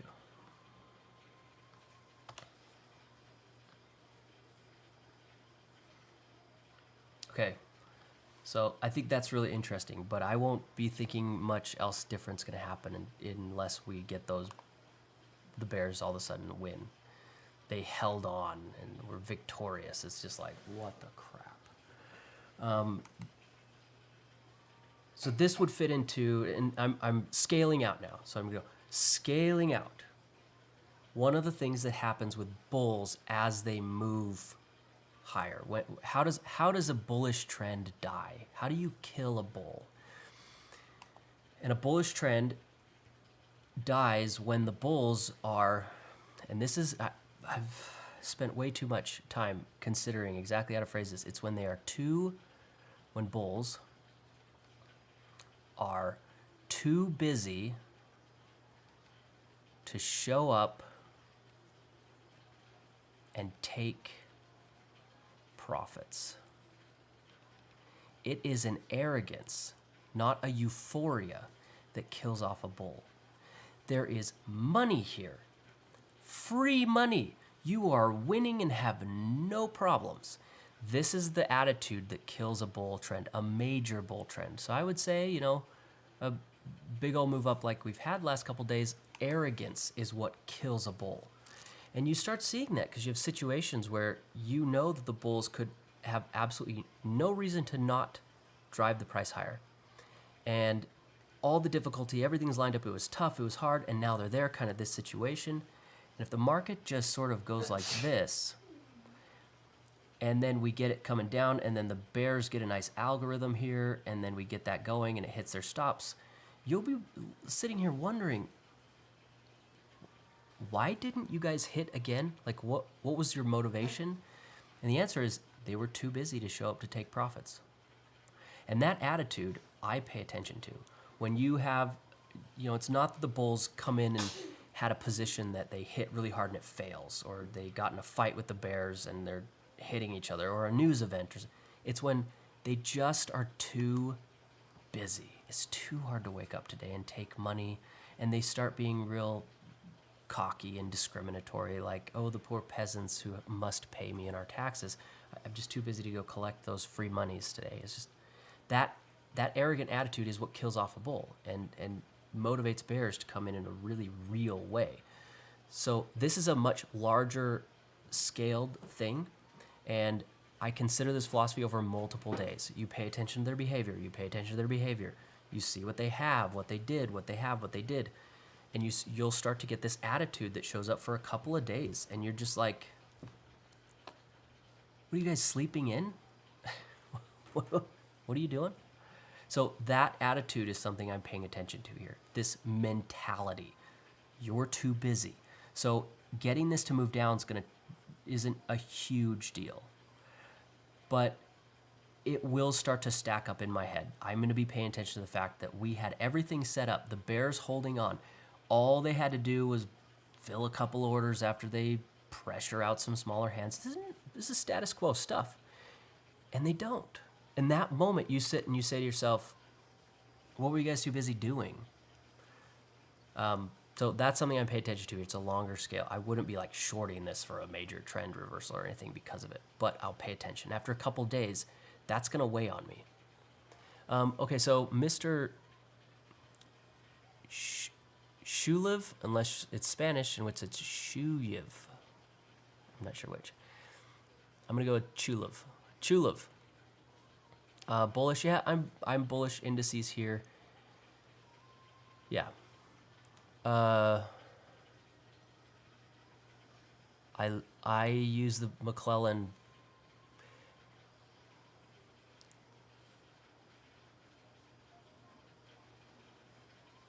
Oh, well, this stream's just a convenient way for me to tell you what I think. I don't know. It's that, or I post 10,000 charts into the Discord, which can get a little heavy, which I've done both. I think this is a little more comfortable, and it's easier for rewatch and educational value if you want to get an idea of how to use the charting and stuff to like model stuff. This is a good way to do that because you can rewatch it and stuff. The charts are anyway. So I use the McClellan oscillator, but I use it significantly different than everyone else. But yeah, I do use it here, and this is, so you have the summation, the velocity of the summation, or the derivative, so we could say sum prime, and this is just sum double prime, or the velocity of the velocity. So we just track, this is the one that I pay the most attention to. I don't really watch these ones as much or talk about them. And this is the velocity. So this is a 30-minute New York Stock Exchange, and I'm using the composite, which would be ADDC. You type in the C there, and the composite means you grab both the primary and the secondary places where stocks trade. You know, Apple can trade on a bunch of exchanges. So the ADDC will respond more to bigger stocks than the ADD, which just tracks primaries. So really, it should be ADD and ADD, or it should be ADDP for advanced decline primary and advanced decline composite, but they just shortcut that, and it's just ADD, and nobody even realizes that's a thing. So I use the composite, so that's what this little C is. And this is what the data set being fed in. There's our advanced decline. This is that's the initial. So that's what this is. And this is a intra-bar, so every 30 minutes it updates every bar instead of having like nart, nart. So yeah, this indicator is the ADI. Yes, I know it says new studies. At some point I was like tinkering and I didn't want to screw up my main one. Anyway.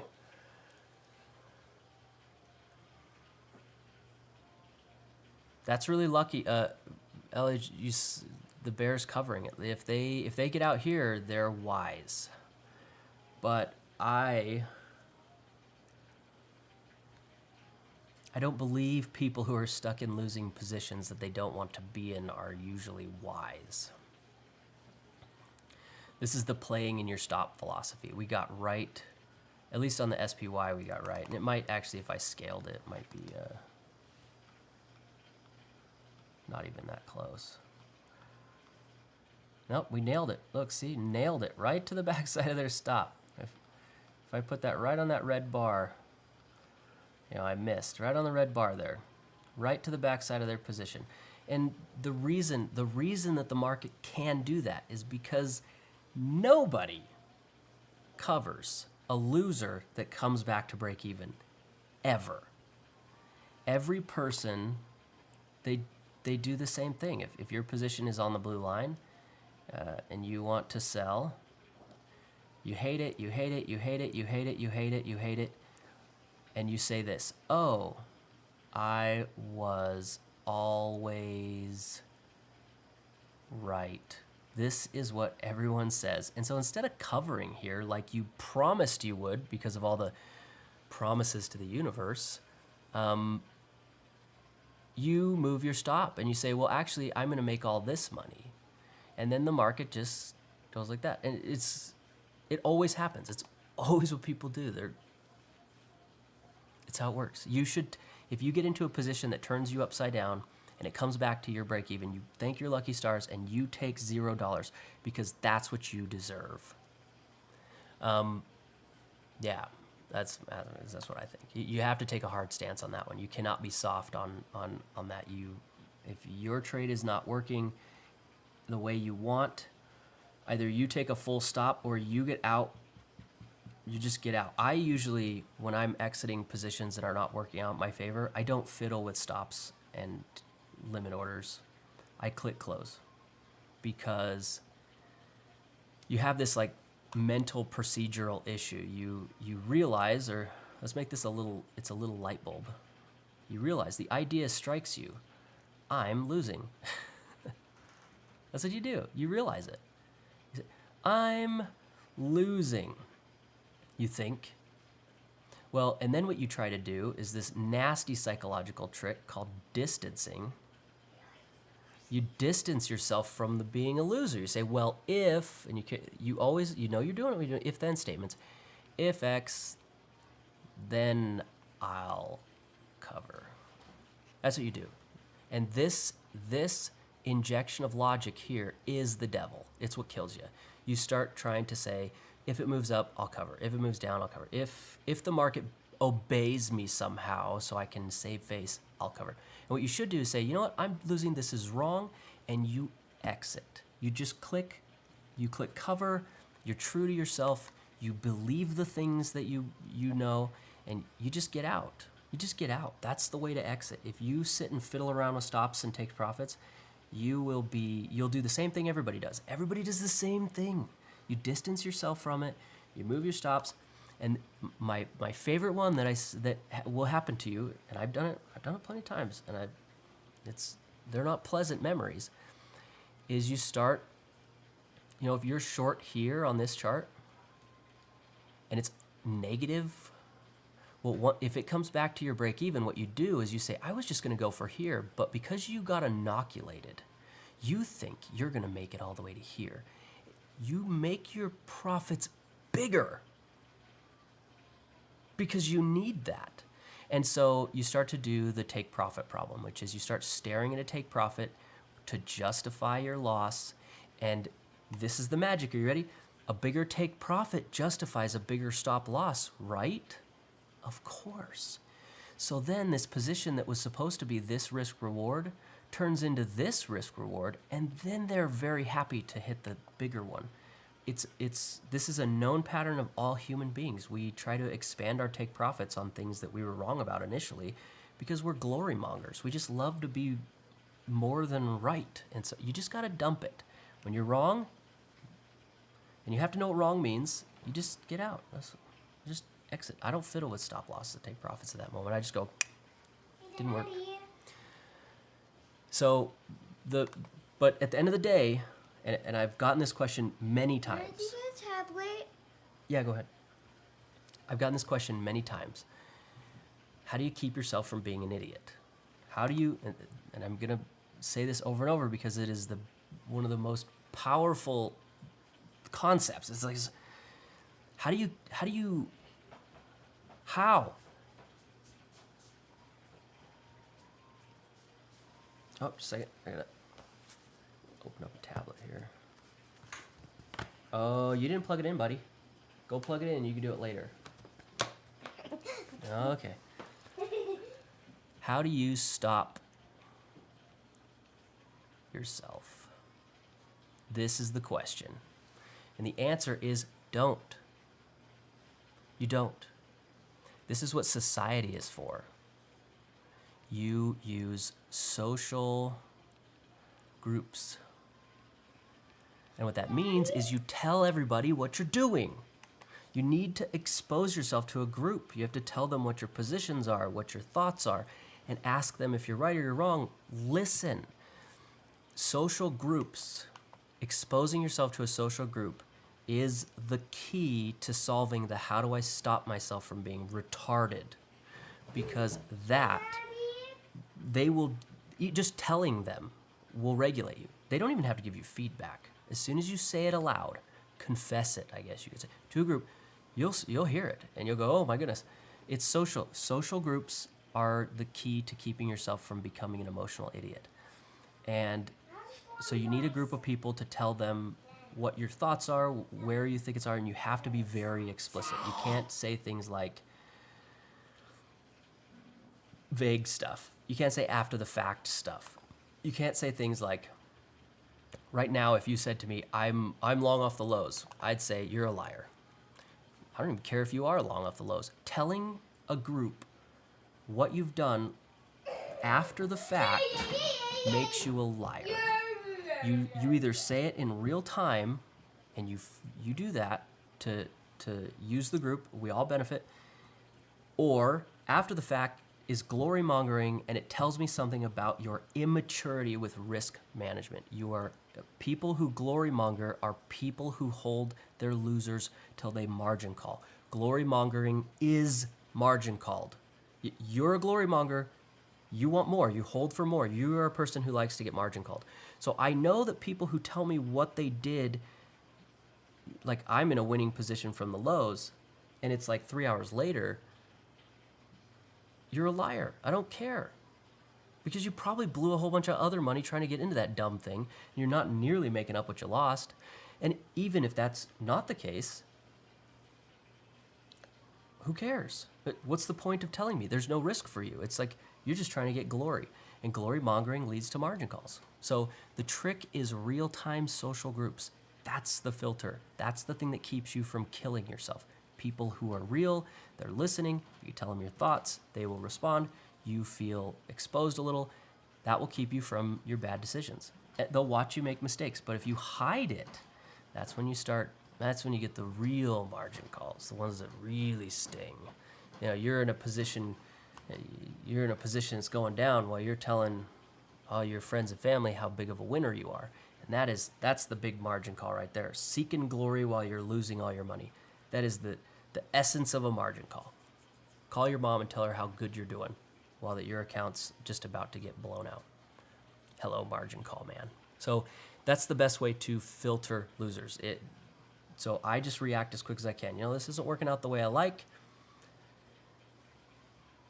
You just close. I think it's the easiest way. Fiddling with your stops will screw with your head. You say trying to become a no bias trader. No, you should try to become a more bias trader. You need more story, but not narrative from the media. You need to know. So you want more bias. Your big and most powerful analysis tool is your brain, your emotions. They are incredibly intuitive. The problem is that you initialize your emotions with the wrong data sets. So if you're watching the news, you're building emotions around just flat out lies. They're just flat out lying to you. And it's not that they're inaccurate or not truthful. It's that they're not intending to give you information to help you trade. They're intending to give you information to help them get money from you in one way or another. So you can't trust people who are going to do that at all. You need to base your emotional states based on the traders. And then you can get an intuition about them. Your intuition is incredibly good. It's better than any AI on this stinking rock we have. It's reliable. It's good. You can look at data. You can make decisions. You can.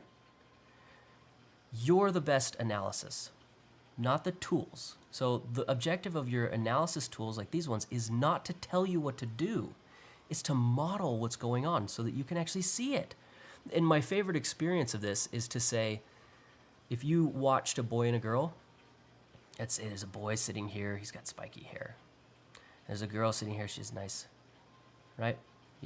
And let's say that you hung a microphone right here and you listened and you were hiding behind this bush listening.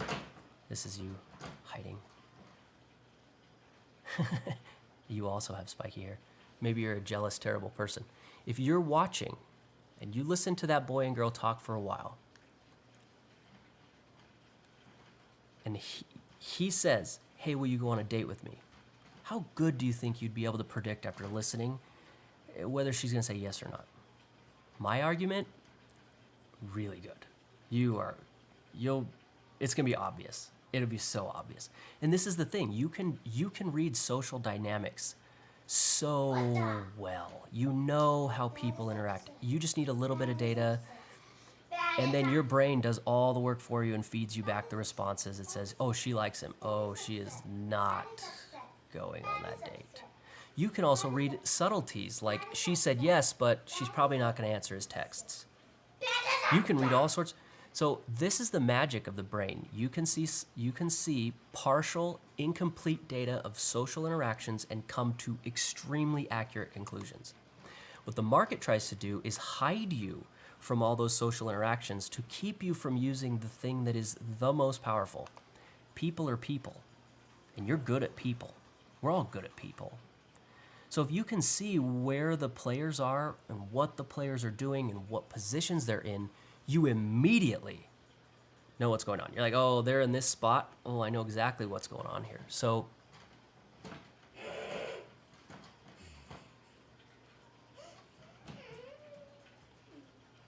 so you said, how does someone handle having only 3 full round trips per 5 days? So 3 full days trading. The room for error is very slim. You need a group. You need a group of people who trade like you, think like you. You need a group of people. And you communicate with them what they're doing. They communicate what you're doing. You need a group, and I think big groups are okay, but groups that you can actually, there's actual interaction there. You actually know each other is going to be your best filter. If you get up in the morning and you sit down and you take up a position, and you might be in a bad way, tell somebody. Talk to, say, I went long here. I think this is going on. It's not really working out. You'll get feedback, and it means immediately you start not feeling good about it. Just dump it. Don't sit and go, I'm going to fight the bad emotion. Your brain will tell you. You got to tell people. And then the best decisions you can make in trading are just, you got to sit down and work through where the players are and what they're doing and why they're doing it and what they could do and all that. And once you understand them, reality is not that hard to interpret. You're really, really, really good at interpreting reality. The problem you have is that you're looking for indicators to obey, and you need indicators that that model.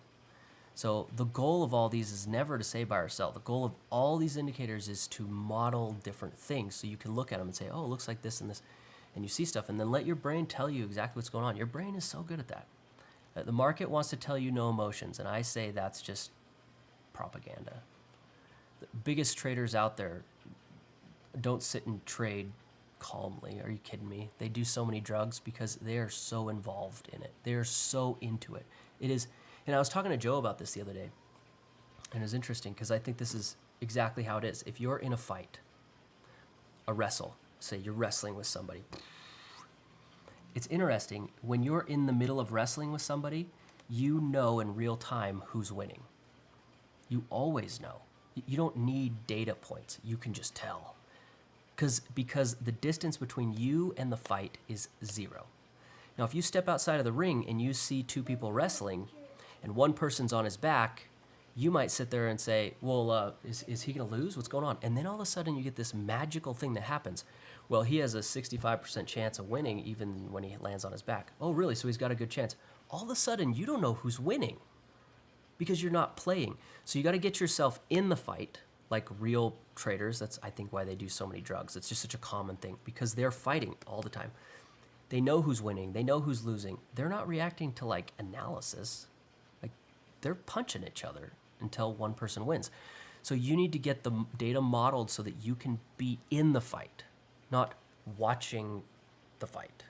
You don't want to be sitting at home watching a boiled down version of some activity going on around the world where they're giving you statistics that are biased towards their team, the bet that they have on their team. It's like, this is the wrong way to look at it. You need to get in the ring. And so emotions are for people who are real. And essentially, when people say you need to have no emotions in trading, what they're telling you is you are an outsider. Please stay out. Insiders are allowed emotions. Insiders are allowed to be mad. Just like in a relationship, you're not allowed to get mad at somebody about maybe a guy wasn't nice to his wife, you know, he didn't pull out her chair. You can't go get mad about that, you jerk. But she can. So they say you need, you know, if you're going to help us in our marriage, you need to be, you know, keep emotions out of it. They're saying you're not a part of this. You're an outsider. So people who work to be emotionless are saying stay an outsider. Don't be an actual member of the trading community.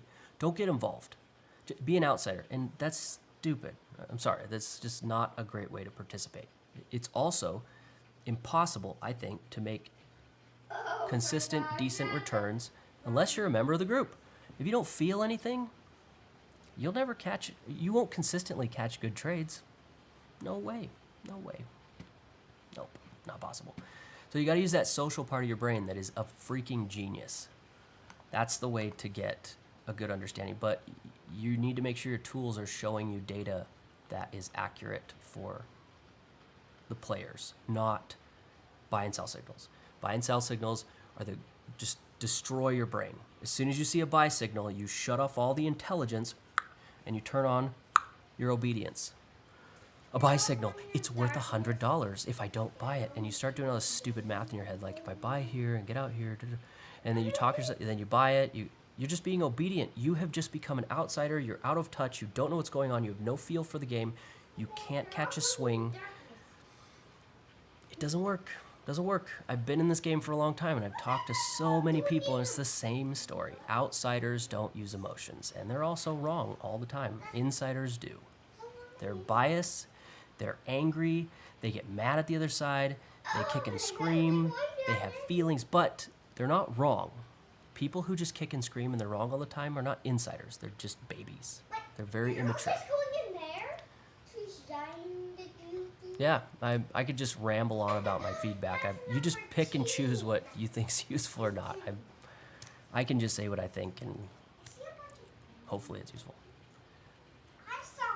Yeah, I mostly trade indices. I pretty much just trade the ES and options on the ES. I don't trade stocks.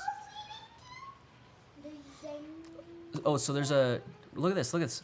Look, here we go. This is interesting. We had a betrayal, and then we had some courage by the bears who came back. We got some teeth coming in here by these bulls. I didn't anticipate the bears getting priced back to their position. Bears.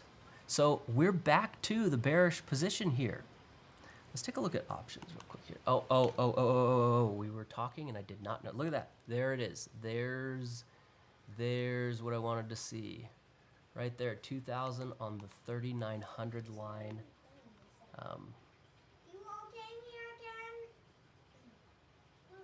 Let's pull up these. So it's 39 on the SPY, I know, or SPX. That's SPX. I'm gonna use this one. So that'd get us down here. There we go. So 10, 20, right to the 75. So they probably got about a couple points above that 75. These longs are hedged. They're hedged. So this position right here got this strike, this put, and they paid a premium that got us right down, right above 38.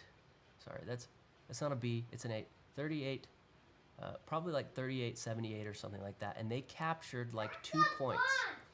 Okay, 3 points. They were able to do that. They hedged. They have no risk on this long. And you know what I think they were responding to was the fact that the market leaned back, right? We saw that. The market leaned back right here. We saw the bulls get a sample. We got a toothy position, which is common in secondary positions. And it wasn't working out.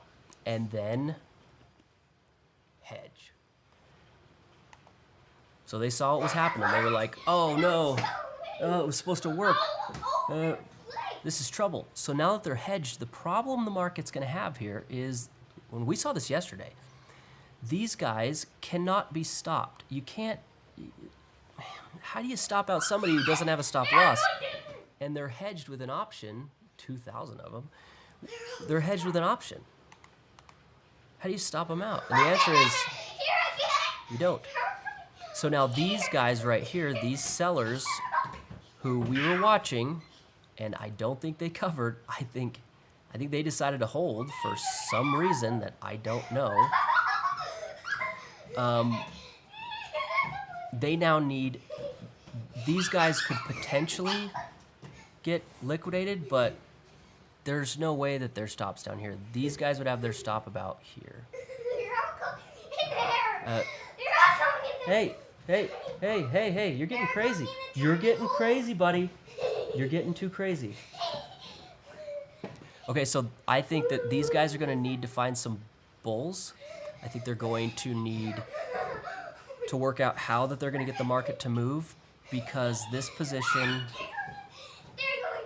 I think, is risk neutral. There's no risk on it. They got the price up high enough and they were able to grab an option far enough in the money that it could hedge out that long. So this one is risk neutral. There's no way to stop. If we go like this, they just let that option expire, worthless, or exercise, and then it'll cover, and they're out. They'll get their 2 points. Deal done. Hey, you're welcome, Project Gude. I think the double dot above a U is like Gude. Tell me if I'm wrong. Gude.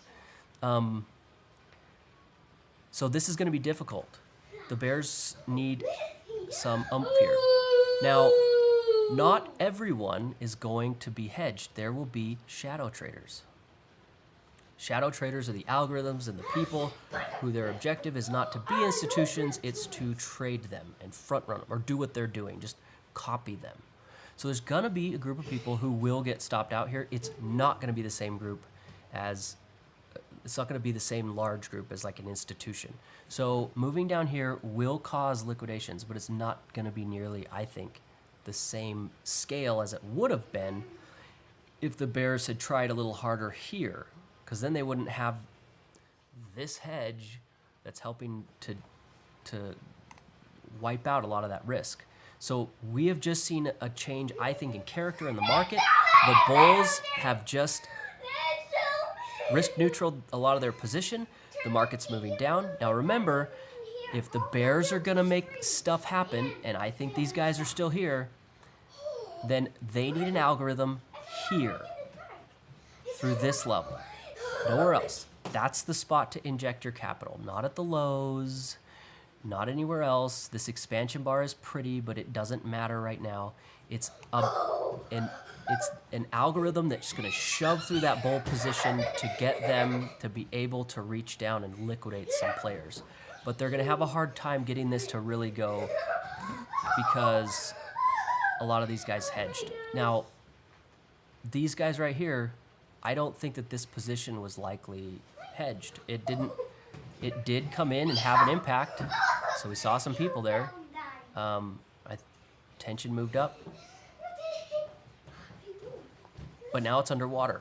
So this is a big change. Huge change in character we just saw. The bulls were like, we got this. This is really interesting to me. Why didn't the bulls just go? Why? You tell me why. Can you tell me why the bulls didn't just run the bears out when they could have gone another 25 points? Why? There's no reason for it. If I were running a group of a fund and I had a bunch of traders and they had the funds and the ability to do it, why didn't you push those guys out? They'd say, I was texting someone. I don't know. It's that arrogant attitude that I really don't like. You could have and you didn't. So strike one, bulls, in this trend. Okay, so we're about back. Now this is the spot where I think that the bears need an algorithm. Hey, Pierce, cool it with the volume. Cool it, you're being loud. You're inside. If you want to yell, go out in the backyard and yell your heart out. Okay. I know. No, I'm not in a position. I don't trade, especially when I stream, because it is, well, that's not true. I try because I act different when I place positions and stuff. So I'm nothing here. My objective is to stay engaged with the market while that I realize people are trying to make decisions. You don't want the things that ooze out of me when I'm holding risk to change. I don't want to change people's opinions, because once you got skin in the game, you start to act a little different. I tend to get a little more quiet, a little more just stare at charts, and I tend to want to share my thoughts a little bit less. I try to do it still, but that's just my tendency. So I'm trying to walk through this so that we can stay up to date. And this, one of the big objectives of these videos is teaching tools. I get a lot of questions. How do you use them? What's going on? What do these mean? And the best way to learn is to walk through the markets. It's just complicated. There's a lot to it, and it's like I could be answering questions for days. But if you just walk through it, there's kind of a rhythm to it, a sense to it, and you kind of get used to how I think and talk about it in real time.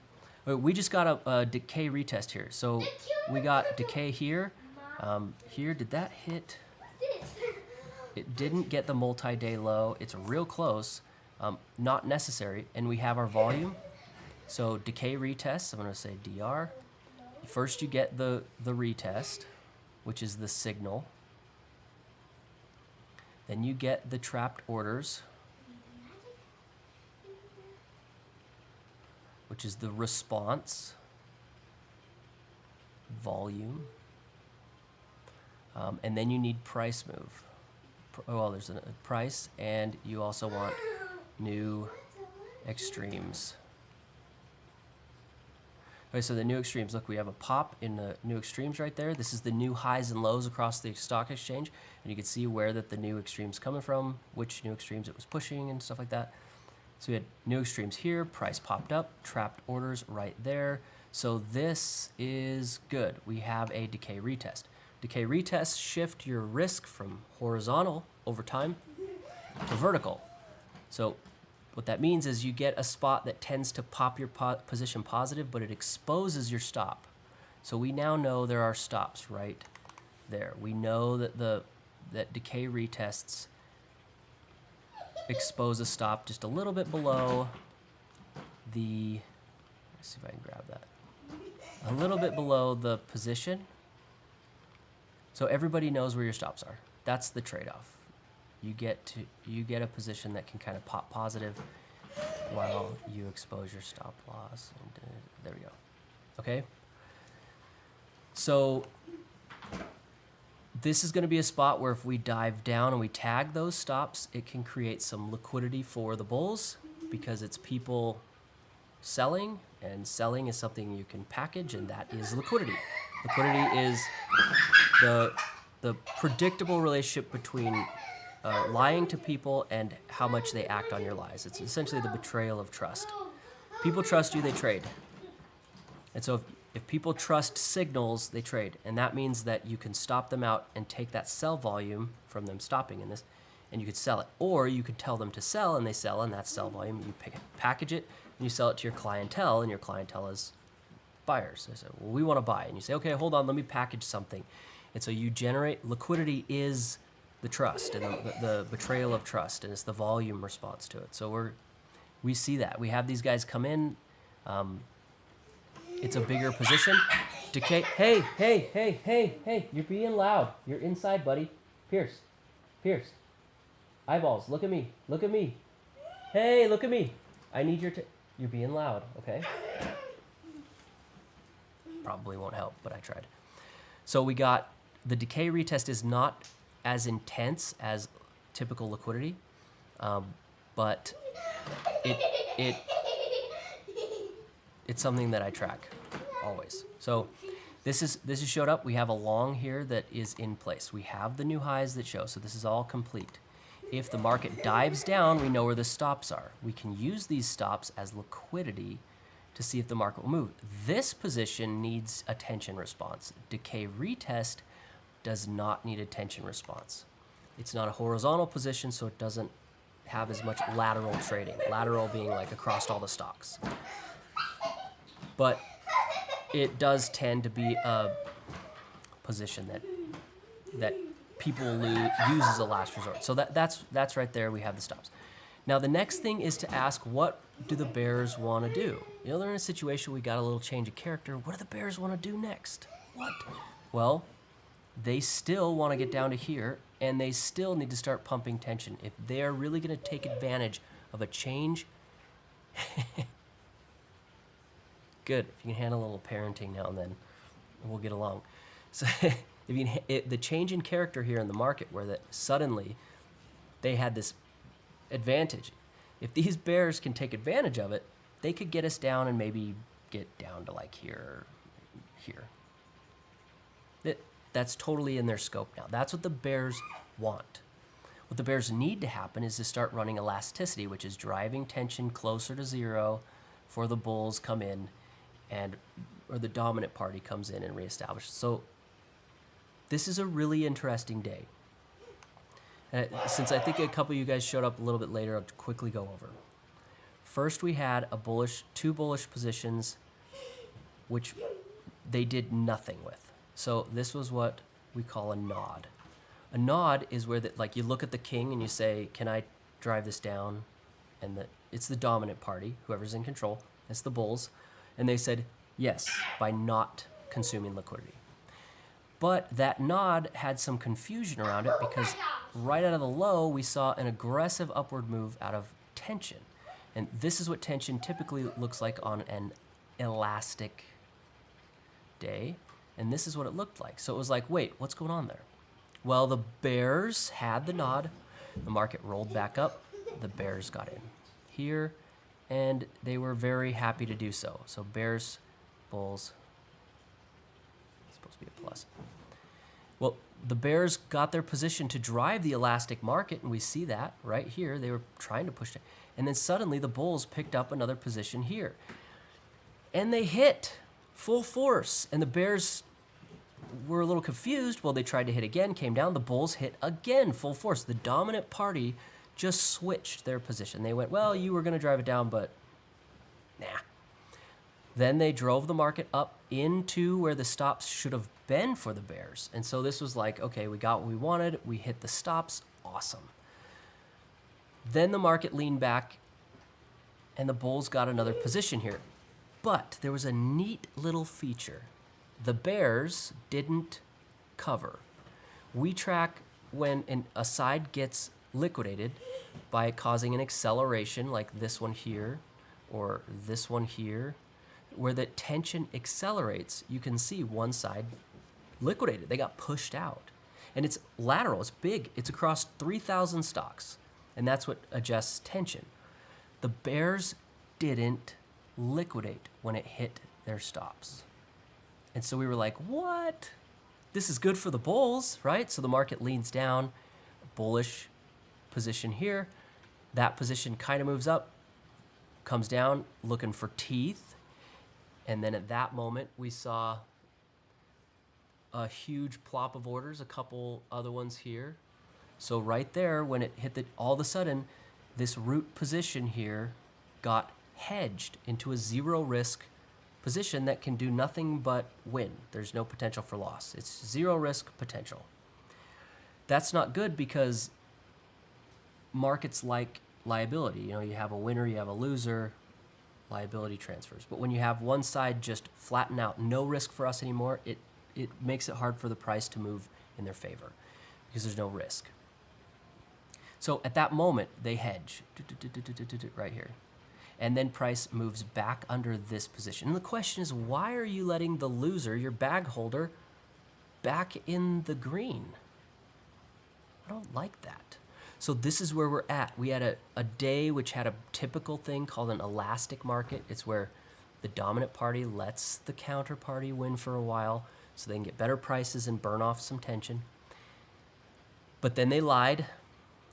And now they're in a situation where they got their positive spreads and the bulls are sort of like, whoa, what the heck? And the bears could have some motivation here because of the thing, but they're not going to be able to drive it under this price because it's hedged. You can't take money from somebody who's in a zero risk position. So that's why the market's having a hard time getting under there. We saw this yesterday and the day before. Well, no, the day before.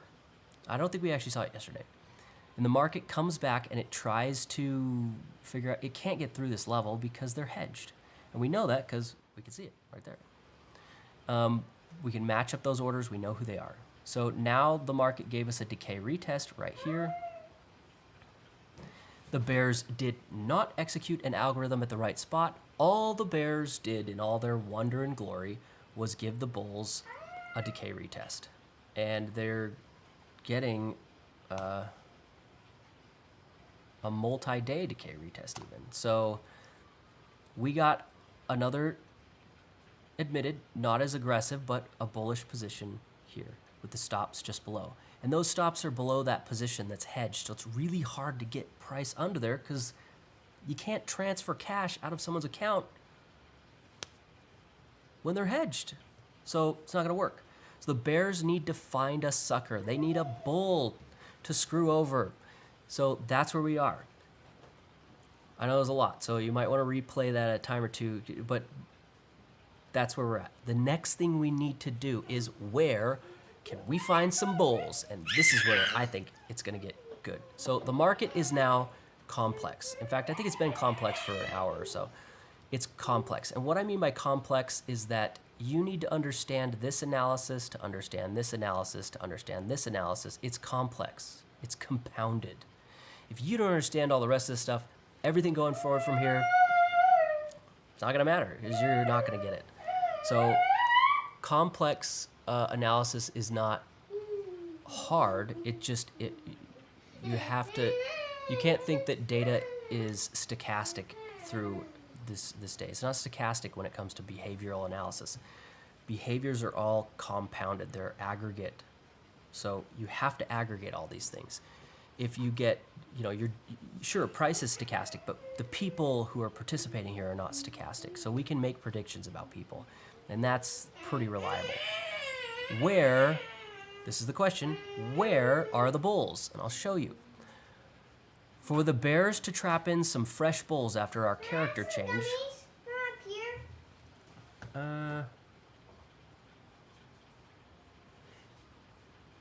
Okay, sure. Just a second. I gotta feed someone.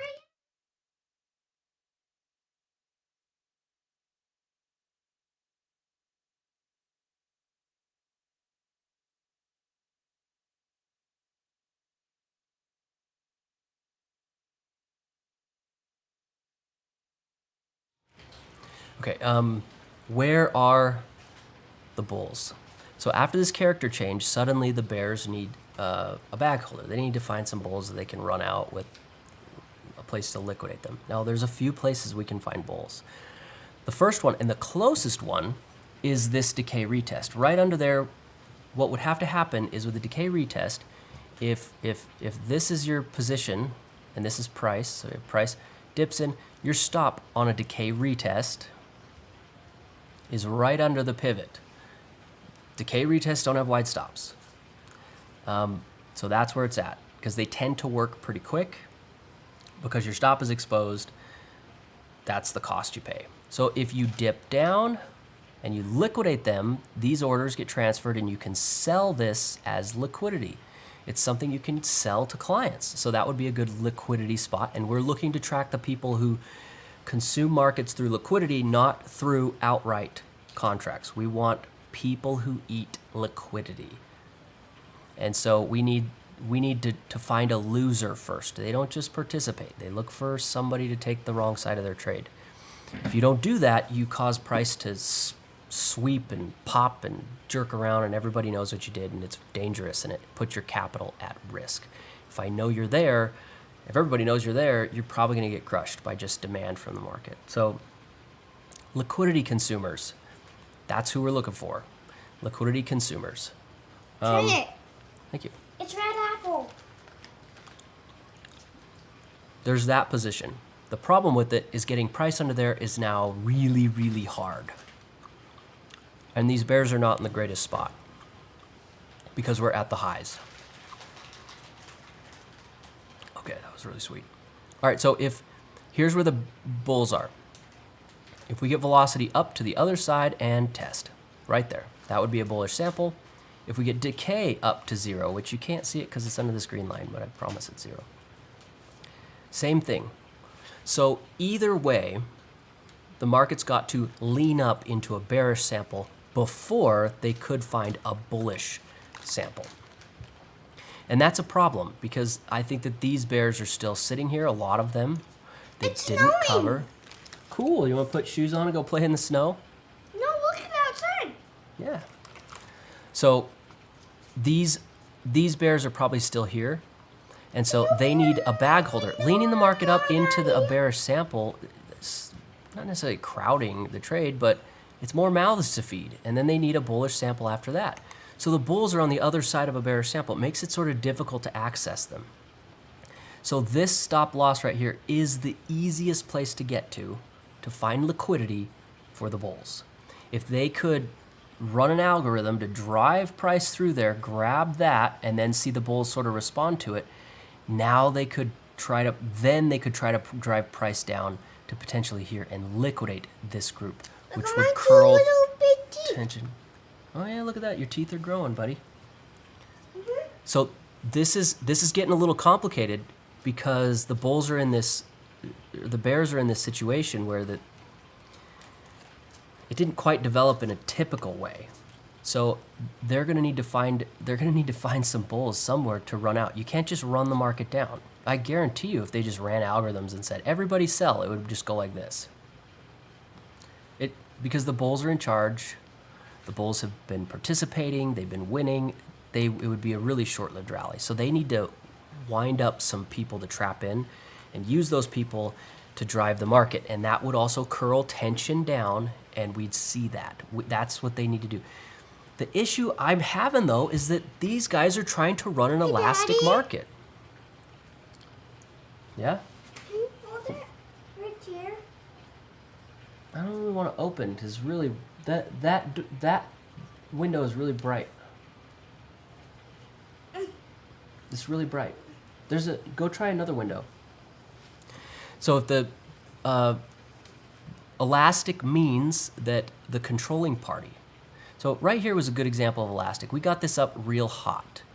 Okay, so you see this number? This is the negative. So this is the force that gets applied, and then there's a counter force that's equal and opposite. So right now, we are at, right here, you see negative 36 for the 30-minute, which is the line. It's negative 36% tension is pushing down. So you could see there were upward forces, downward forces, but in general, there's a negative 36% tension. Getting up to about 70 or 80 is about as far as we go either direction. So this right here got up to 60. See that 60% right there. It was a lot. So it was very advantageous for the bulls, who, when bulls participate, this is what they do, to say, hey, bears, why don't you guys come in and go ahead and cool it off? And it's elastic because it's not changing direction. It's being pulled down while the bulls want. So the bears alleviated the tension, or tried to, and that's elasticity. Elasticity does not mean the bulls lost control. They permitted the bears control for a little while. The probabilities are still in their favor. So these bears are trying to run an elastic market, to run elasticity, to drive tension down to zero. You need permission. This is why the nod that we talked about was so important. It was permission from the dominant party to run the market down. You know, bears make money, bulls get better prices, they get an ad, and then they drive it. Everybody wins. You need permission. And these bears lost permission here and here. The bulls came in and said, oh, hey, by the way, never mind. So what are these bears? These bears are going to try, like, we're modeling out how they can do it. They would need an algorithm to hit this spot here, then the bulls would hit, and then they could run that down and liquidate it. Sure. We're modeling that out because it's important for you to understand how the bears could do it, so that we know what things mean. But the whole premise is that they have permission, and they lost their permission here. They lost it entirely, all of it. The bulls said, never mind, we decided that we don't want to give you an elastic market. We decided that we want to hit it up into your stops. Well, they did that, and the bears decided to just neglect it entirely by holding, and now it's come back down. The bulls got everything they wanted. They're in a strong position. The bears are what? What are the bears going to do? You can't beat the bulls. They got into a positive spread. There's no risk for them. So they're going to try and achieve something in the face of the dominant party. It's not really elastic anymore. It's bulls kind of seeing light at the end of the tunnel. Bears. And the bulls are at the end of the tunnel. I'm not sure that that's really advantage for the bears. But we need to know how the bears could do it. They would need to run an algorithm, remember, through this level, hit those stops, which we would see. You know it's a stop hit because price goes bonk, looks like this, because market orders do that. So you'll see it. Well, you need to expect stops and to then see them. If the expectation wasn't there, then the sweep doesn't mean that. So we know the stops are there because so if they do that, we can sell that liquidity, and then they could run that position down here. That's the way the bears could pull it off. But this isn't elastic anymore. That's the fundamental error the bears are making. They are neglecting the fact that the bulls did not approve this. They did it first, and then they lied, and then they came but it came back. I don't see this. I don't see the bears really having as good of a case as I think they have. But they can still do it. You can't disrespect the fact that that big players can sweep prices up and down. So they could come in and slam this down all the way to here if they wanted to. The problem is that's expensive and exposes you to the risk of it coming right back up and losing all your money. You can do it. They can do it. You have a $150 million hedge fund. You could rally the funds to drive. The point is that the capital was too high and you put that capital at risk to do it. So you need to respect that they can. This is it. So this is a little game they play. It's called nonverbal trust, where that you sit and try and work out what's going to happen, what's going to happen by not talking, and you try and beat your opponents without hearing your opponents say stuff. Why don't you go play? Why don't you go play over there? He might need my attention here. So this is a big deal. They're playing an elastic game in a non-elastic market, all nonverbal, by the way. So what's going to happen next? Hey. Maybe if I kill I'll kill the camera. There we go. Oh, there's no camera. Give me more of those gummy candies. I want some. Now I got the taste for them. Go play. Did you plug the tablet in? Okay. So now you know what the Bears want. And it's almost exactly the same thing they wanted before.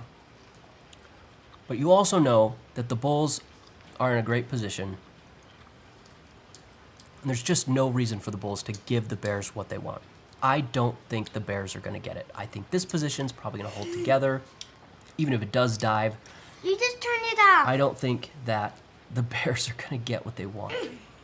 What I'm looking for is tension. Hey, I don't mind you giggling and stuff, but don't do that. So I want to see tension start to curl. I want to see the Bears get blown out of their position. All right, I'm going to give this kid some attention. Get him distracted on something else here. But that's what we're looking for. This position to hold together, the Bears to fall apart, because the Bears are trying to do an elastic market, and this is not an elastic market anymore.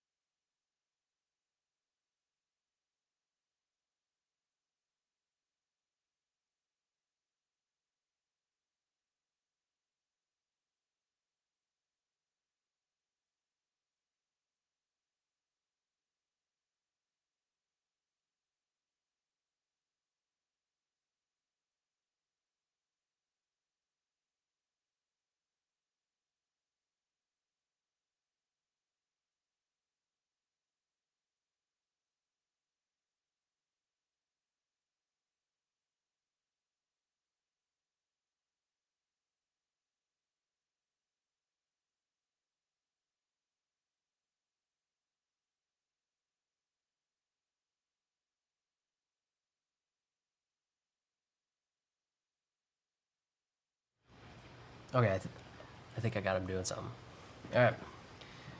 Okay, there we go. Look at that. Look at that. So we came down here. We tested out that bullish position. The Bulls got a decay retest, which, you know, I think this makes sense in this condition. So we'll see. I want to see tension start to move. I want to see that acceleration. I want to see these guys get blown out for their mistake. And their mistake was neglecting the change of behavior from the Bulls. Here and here. They should have recognized that and dumped their position here. And if they had dumped here, then I'd be treating this a little bit more like they have the opportunity to come down. But because they held, they're trying to get away from making that mistake. And I don't think that they're going to get that. So we know how that they could get it done. We know what they want to get done. And now we can see what the bulls are doing and why this is all structured. We could see where everybody's at. This is the moment where that your brain can start filling in pieces. Like, well, if you're here and here and here, and you did this and this and this, what makes sense? And does it make sense for the bears to win here when these guys are in a zero risk position? Like, does that make sense? It makes sense to me. I think it makes more sense for this to just, it gave them a chance to dump their position. And if they take it or not, they should, but they're not going to, because I don't think they will. I think they'll hold. That's what I think. Let's take a look at some other charts.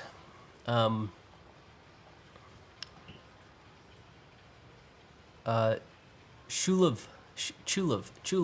Elasticity is something you want to love to learn more about. Well, it's pretty simple. The term elasticity might excite you more than the actual elasticity. It's a situation where the dominant party allows the counterparty to drive prices down, tension down, so that the dominant party can get better prices, and they don't have tension so hot. Like it was 60 here.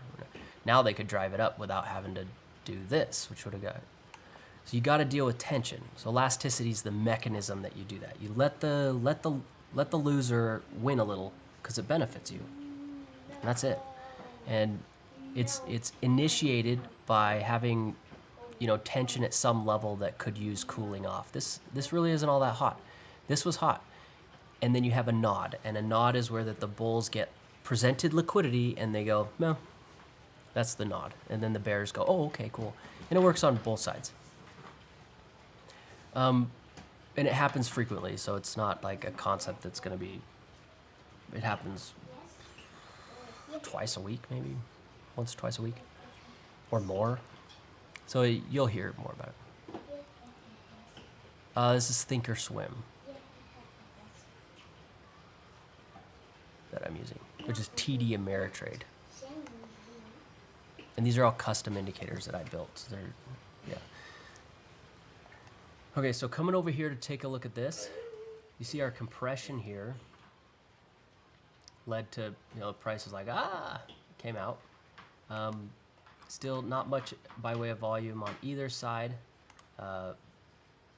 Moved pretty quick back to the point of control. Nothing fancy. There's just not much going on here. This options wise, we looked over most of that, and yeah, nothing new. This was the thing I was waiting for. Like, honestly, of all the data that's coming, this is really all I care about, is that number right there. That number right there is the one that fills in exactly what the bears or the bulls, the winner is doing. And it pieces together this one aspect, which is, can you run out the winner? And they couldn't run them out. And that's why that level held. You couldn't run them out. They had a positive spread. They were insured, whatever you want to call it. They couldn't run them out. And that's why this stayed up. Though we did talk about how. Like, it's important for you to understand how. You want to run an algorithm, tag this, pop it up, and then run. That's how. But because of the positive spread, because of the structure, because I think the bears need to pay for their misdeeds, we're going to go up. Markets do not usually let a loser win. Having it go positive doesn't mean win. Trapping in the dominant party and then running their liquidity means win. You don't usually get to win against your adversaries after you lose against your adversaries. Markets make you pay. You always pay. Always. So look at this. We're seeing there it is, decay retest. So we went, brought that over the low. And I only count the ones that have like some significant move in the middle. Retested, you get the trapped orders, you get the new highs, price moved out of it. Now we're seeing tension move as they're piling into that position that seems to be working, and we're getting a change in character. Now the market's about to bump into a bearish sample. See that? So these are the two bear samples. If we move, we're about to bump into a bear sample. The bulls keep piling into this, saying, no, bears, you're not going to win this. Then we're going to hit a bearish sample, and then we get to see what the bears really think they're going to do, because this is going to be good. So if these guys decide to hit, so if we hit there and they decide to try and hit and we see tension sort of curl down a little bit here, this is going to get good because that means that they are doubling down. Doubling down. They are doubling down on this position, and that is always stupid. You shouldn't double down on positions that are losers. And for velocity to really go up and hit that, the price is probably going to be like here or something like that. They're going to be underwater. So they will be doubling down on a loser. Do they want to do that? Will they do that? Does that make sense for them to do that? Do you see motivation for that? A little, actually. If they decided to pick up a position right here and price was like, came back down, I'd be like, oh, okay, now that, okay, I see. This is what they're imagining. The bears are like, oh yeah, hit that, we do this game. That's what the bears want. Can they? I think they tried already and didn't quite work out, but well, we'll see. Does that make sense for the market to do that? I'm not sure.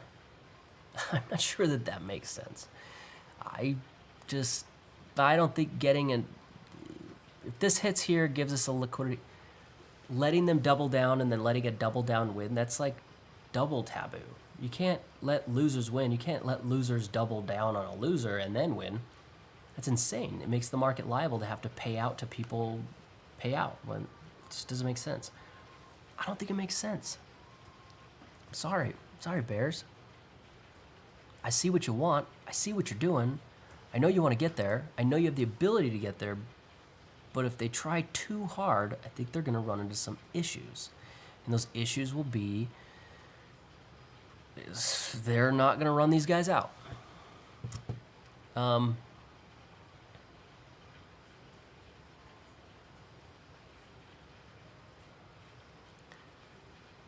So the next event here, sorry, I was reading it. The next event here is to watch to see what the bears do.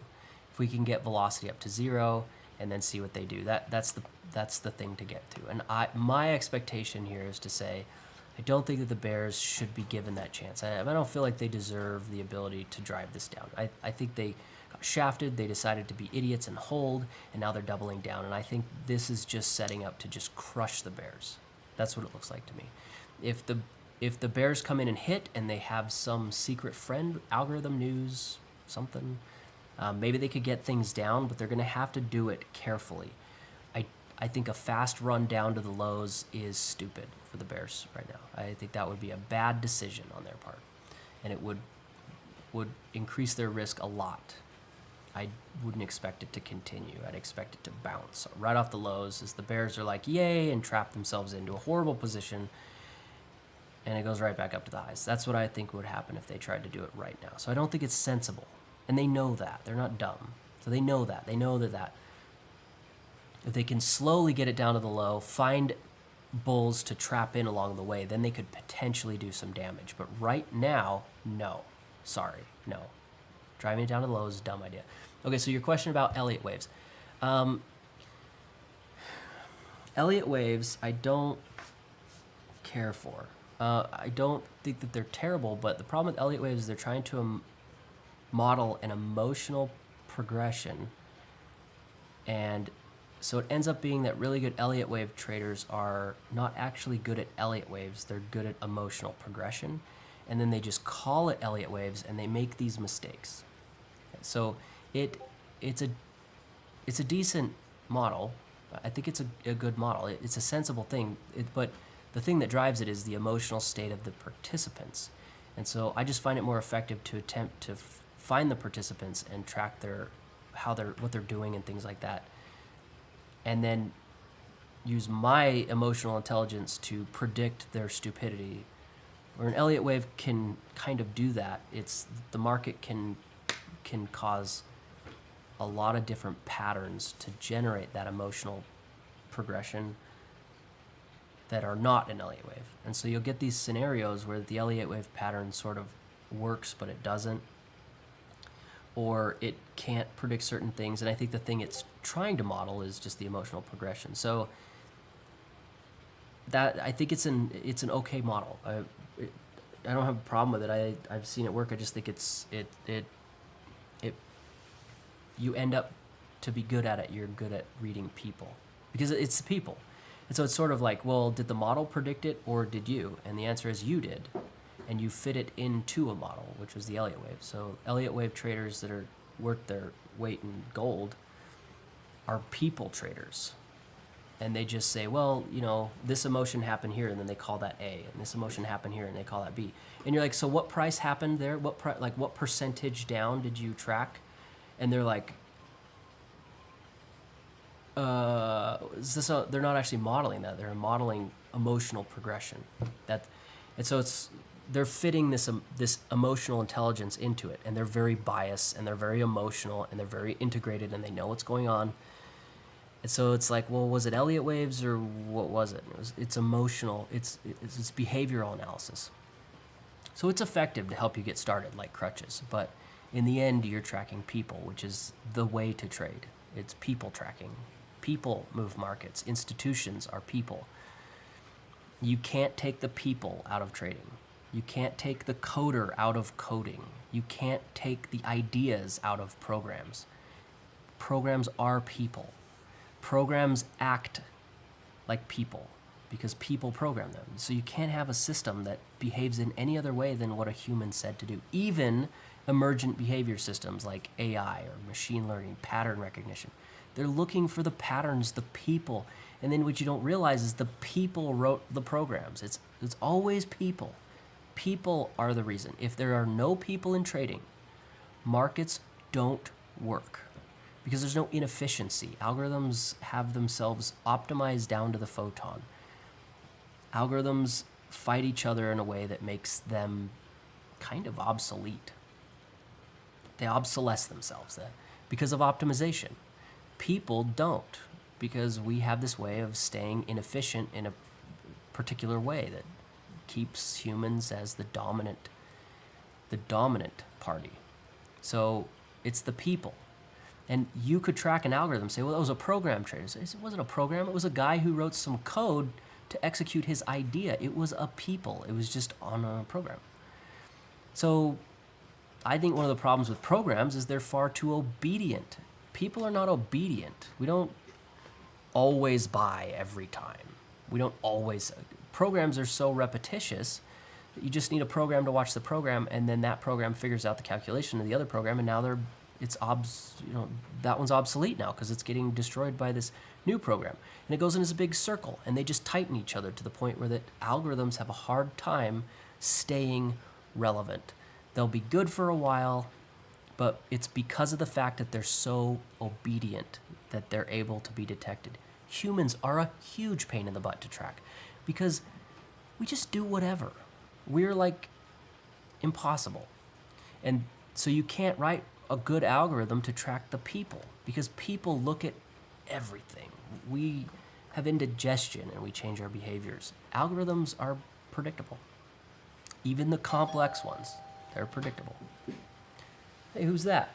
So I think that you have to use algorithms to express the people, not algorithms to beat the people. That is just the wrong way to do it. Or you can use algorithms to manipulate the people. That's fine too. But algorithms don't beat people. Algorithms show you people. And so Elliott waves need to show you where people are, not where to buy and sell. That's my thoughts on that. So I could be totally wrong. I haven't spent lots of time with Elliott waves. I did write a couple of programs to automatically plot Elliott waves, and it becomes abundantly clear when you try to create an algorithm that Elliott waves are not as nice and easy as you think. They're sort of a pain in the butt. And I just think it's more effective to track the people. But you can use the Elliott wave to, I think it is an effective model. You can say, oh, they did this here, they did this here, and you can fit it into your ABC patterns and stuff. And that works. As long as you know that data point is people, then it works. You gotta start with the people. It's all psychology. It's all about people. The issue I think that a lot of people have is they think that you have to be like intelligent to trade, and I think what you need to be is a human Being human is what makes you an effective trader, because that's what markets are, is people.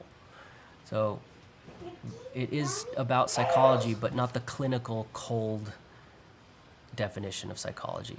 It's about the base, horrible part of psychology. People want to fight, they think feelings and stuff, but people are somewhat predictable by other people, but programs have a really hard time with humans because we're so dynamic and variable. It's just, but people are like, oh, yeah, I see what's going on. You know, we have feelings and stuff. Dang it. So it's just, you track the people. If you know what the people are doing and where the people are, that's a good starting point. If you don't know where they are and you don't know who the winners and the losers are and you don't know where the game is going, you have a bad starting point. You're a statistic, which means your liquidity. You're just more liquidity for the market. Okay, so we moved up. We've got close here. Don't know if my rant. We've got close here, and nothing. No, nothing. No sample. No sample. So the bears did not get their position. Where it looks like the bears are more interested, maybe in saying, I don't know, the market's just sitting here right at their position, which I don't like this. Why are we letting the bears have a position that's green at all? We'll see. Tension has not moved a lot. We're getting to the point where into the weekend, these bears are at risk, and we talked about this earlier today. Weekends impose a lot of risk, especially on an elastic market, because it means that the counterparty is going to be asked, if they haven't achieved their goals, if they just sit here into the close, this is a lot of risk because the bulls are here with no fear. The bears are here doing everything the little bears can do and then holding over the weekend. It's this huge amount of risk for a position that's not really working. And it really puts the upside risk on the market. The bears are like, oh, well, if we close sideways, this is probably going to gap up. And it probably will. So the problem that we have right now is that the bulls are in a zero risk position. There's no way to run them out. They bought their car insurance. You can't beat them now. They got their puts. So the bears want to run them out, but they can't. You can't push them out because they're insured. But they don't want to lose. So yeah, you're right, stagnant. We're stagnant. What are you going to do? You can't, if I'm a bear, I wouldn't want to hold over the weekend. This looks awful, awful for you. What I would want to do is I'd say, well, you know what? They gave us a nod. Maybe they'll give us another one or something Monday. I would cover and come back. So, you know, under that premise that's what I would do if I was in a position like this and I realized the social contract I was in with the bulls, who were just sitting back in their chairs chuckling because they're like, yeah, well, I don't care what you do anymore. I'm now above you. I'd cover. I'd dump that short so fast. I wouldn't want to short here. This is awful. The bears have no loser. There's no one on the backside of their trade. It's just them alone. Markets like to beat up lonely people in dark alleys. They just love that. The more lonely, the darker the alley, the better. So that's what's going on here. I think there's a good premise for there to be some, maybe you could say demand for buying, but if you know this gets up here and we start doing this, we're going to start to see a scramble. And a scramble is where there's one door and a bunch of people that have to go through it. And that's what moves walls. The people ramming into the door move the wall, and that's how you get price to go up. That's demand. They're all going to try and scramble to the exits. So right now there's not so much a scramble because people are in maybe a positive position. They might feel pretty good about that. But the positive position has very limited downside. So that's my expectation right now. If these bears can't find a counterparty, which I don't think they can, they're going to need to unwind. And that means upsy daisy, because it's fun to watch people scramble. And I think a scramble should get us up to at least the highs, and then we'll keep your eye here on tension to see if when we hit those levels again, maybe they decide to dump this time or something. That's when you see that tension go whoop. That's the spot. Oh, look at this. Okay, so moving down. All right, so remember, they need an algorithm not to get to this level, to get through this level. So nice big fat sweeps don't motivate me until they're at or through 38.75, because that's the position. But then once they get through that position, let's cover this again, they're going to be hitting decay retest stops. Those are going to need to see trapped orders come in. Then they'll need to see a response out of the bulls, which should bring things up. And then they need to run another algorithm to run that bullish position out. So they have a couple things to try and get done if they're going to do it. It's a lot of work and it's a lot of risk because they're fighting against an opponent who has a massive foot in the door and no reason to scramble. They're not going to get these guys to just dump because they're scared. So this is a lot of work. I'm skeptical of little sweeps down like this because that was the wrong place for an algorithm. Oops, you're supposed to do it here, not here. Using all your algorithm exposure to get you down to the lows is a lot of money. Looks like they're going for it. This is going to be good. This will get good. This is going to be a bloody mess, I hope.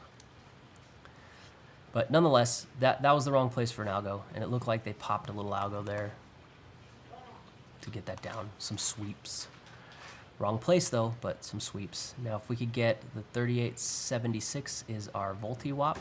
You can see we've gone pulse, counter move. Well, still sort of counter moves together. We sort of counter moved up to here, and then we have impulse move. Sort of counter move. So we did find some volume up here in the highs, which is what moves the Volti-Wop, volatile volume. To get back to 37.76 would be pretty good for them, but I'm sorry, I just don't. I have a hard time with these bears. I just don't think so. I don't think they're getting it down through that level. You have an hour left to do something that usually takes 2 or 3 hours. I don't see it. Sorry. I think we're headed back up. I don't think so. I don't think you're getting through here. It was a good try, but your algorithm was misplaced. You stuck it in the wrong spot. I don't know who's calling the shots with that short algo, but it was the wrong spot. So, same situation. Nothing really changed. I guess you could say maybe they were trying to get just one tick under the decay retest. Maybe see if you could find some stops down there. Tension moved a little bit, so it was a pretty decent, stuff moved around.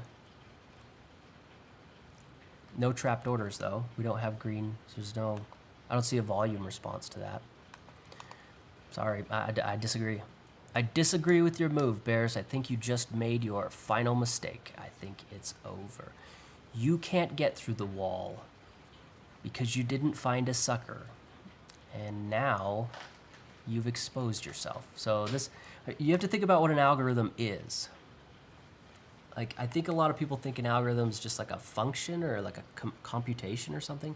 An algorithm is you go out and put your hard-earned cash on the table in a way that moves things for you. And that's useful. But all algorithms come with capital risk, which is you tie up tons of money to move a market. Sure. But if you're wrong, that market will immediately fold that capital over and tie it up. And either you need to hedge your capital or cover really quick or whatever. Either scenario, if you don't get the capitulation you're hoping for or whatever, your algorithm folds over because it was fake. It was a pseudo price move. It wasn't real demand. So you're tying up capital, and this move tied up capital to get us down there. But they didn't get the work done. I think they need to get done. So they need work, and by work, I mean pressing through this line, and you can do it. You can inject capital, you can cause pain and suffering, you can call the news station, whatever. There's work to be done, and the work is getting through that position and creating what they need. They didn't get the work done. They injected capital and they failed to accomplish the job. The job didn't get done. We've been staring at this for a while. So if I were a bear and I had just run that, I would have pushed this down and covered. That's what I'd be out. I'd close my short right now and I'd say, you know, these bulls, I don't think you're gonna get pushed out. I don't want to be a part of this, and so they dump. And if they dump, then what would we see from that? That would be a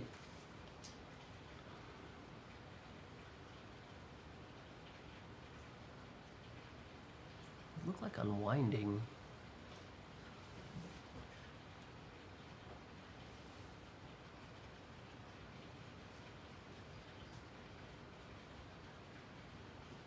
I'm trying to build like a model in my head for what happens when you are in a position like this and you dump your trade. You're gonna be buying, but really you're putting a draw on the market, but it's an upside draw because you made short cash. So I think it should sweep. I think it would sweep up because it was an immediate transaction. So we'd see, it won't be like this. I would expect it to go pop like that, where you have this is equal to this, or something like one of those where the sweeps are the same size, like that. That would be what I expect if you dump your position. So the bears dump right here and try to get out. Unfortunately, if the bears dump right here, which I'm not seeing tension rise, trying to get out of their position or what unwind, which I don't think that would be wise, and I don't think that participants are wise. I think they're greedy. It could limit our upside because if the bears decide to dump and the bulls have a positive spread, the market's motivated to basically just sit sideways and we're just going to open flat. It doesn't mean the market will move down. It'll be flat. When everybody takes profit, markets go sideways, not down. That's a misconception. It's insane to me that people think that. You dump, it's sideways. In indexes and futures, that's what the market does. It goes flat. So I think it would be motivated to just sit right here. If they decided that algorithm, which I think this is what they did, they thought, we're going to run an algo to hit these stops and do damage to the bulls. It just turned into just shaking out the decay retests and didn't really work. So they're exposed. I disagree. I don't think we're going down. I think we're going up. I think we should go up higher. I think we have an hour left, and the bears have run out of time. They didn't get their work done. That's what I think is happening here.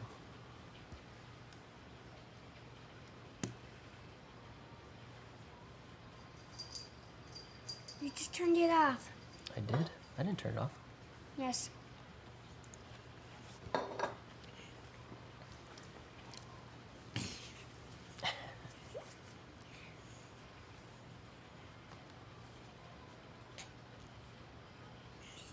Yep.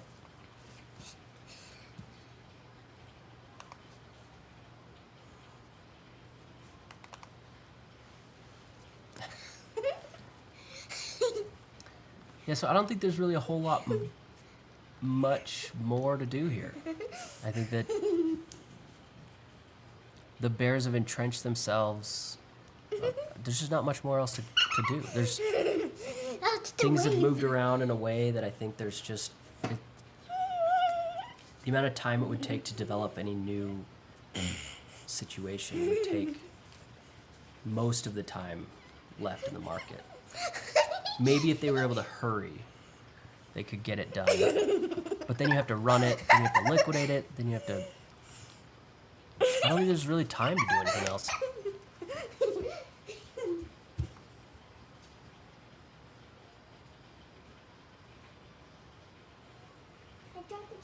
Okay, so at the end of it, this is what happened. These bears lied, or these bulls lied.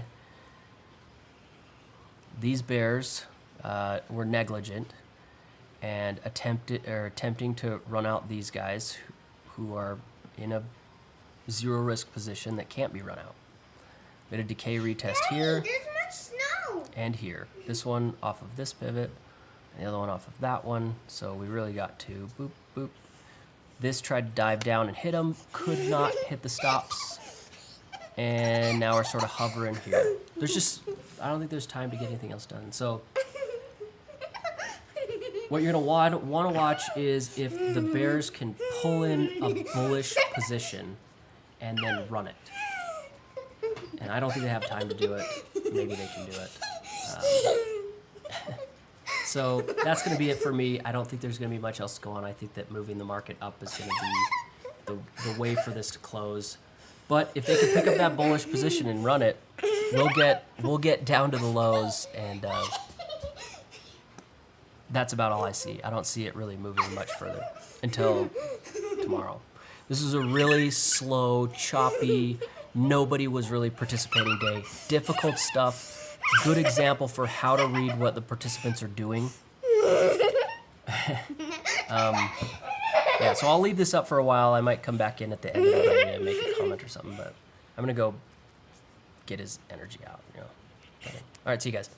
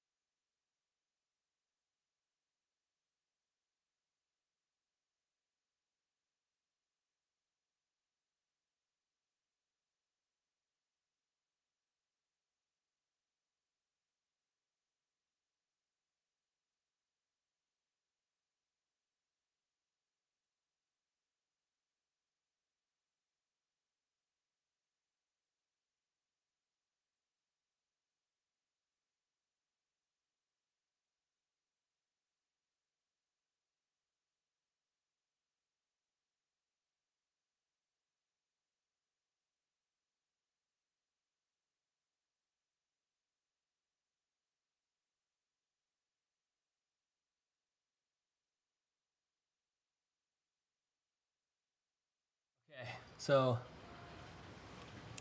got my son working on Play-Doh. I can't miss this part. I can't miss this. Look at this. We got right there. You see that? We tagged right down into those stops. Didn't quite get as low, but definitely these guys could stop out. We have trap orders green right there. That's broad market volume coming in. So it's not just this, it's volume from all the stocks in the exchange. And the bears are wishing they hadn't tried to do that. Taking a look at tension, this is a liquidity position. This and this are risk reduction, and I think they probably got stopped out to this position right here. And this is looking good. This means there's a bullish position here. These bearish positions are likely still here. We have a bullish, well, these guys I think probably got pushed out somewhere along the way. Now what the market needs to do is find some bears along the way. That's what we've got coming up next. The bears ran their algorithm, I think, early, right here. And then we saw it just move down, pick up those stops. So now that we've gotten there and the bears are in a pickle. Don't you think this is a pickle? I think it's a pickle. They're stuck face to face with the fact that they couldn't get these guys out, and they just solidified the bulls' position. Well, not solidified, that's too much of an emotion. They just offered another position that is directionally risky. So I think this bullish position has a good chance. I think the market should get up. I don't think that the bears should have the opportunity to collect on their behavior, and that behavior was this, holding their loser. They didn't cover, and they should have. At least from what I think while we were watching it, it didn't look like they covered. So now that we have a bullish position here. Kitty's eating trash. Gross.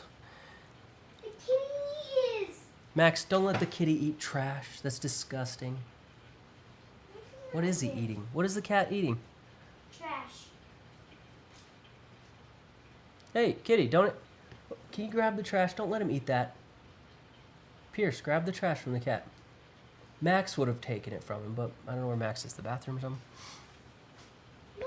Okay, so now No. that we see that the bulls have picked up some liquidity here, this is a full-on bullish position. We need to see, we have the price response. Now we're going to be looking to see if they impact tension. If these bulls don't impact tension, I have a feeling the bears are going to take that as a nod. They're going to say, oh, elastic again? But you're out of time, bears. You're out of time. What? I don't think so. I don't think this is going to be... This is going to get interesting, I think, into the close. It's just like bullish position, bullish position, bullish position. You see a theme here? They all just line up perfectly right here. This is bears, bears. There was a bullish position here. The kitty cat. We had a decay retest, a multi-day decay retest. I think these are going to be my symbols for this. Plus for bulls.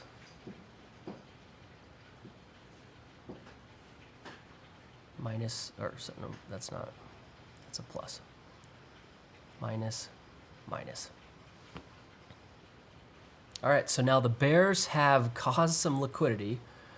It is getting a response. Tension is not responding. These bulls are not impacting tension the way that you would want them to.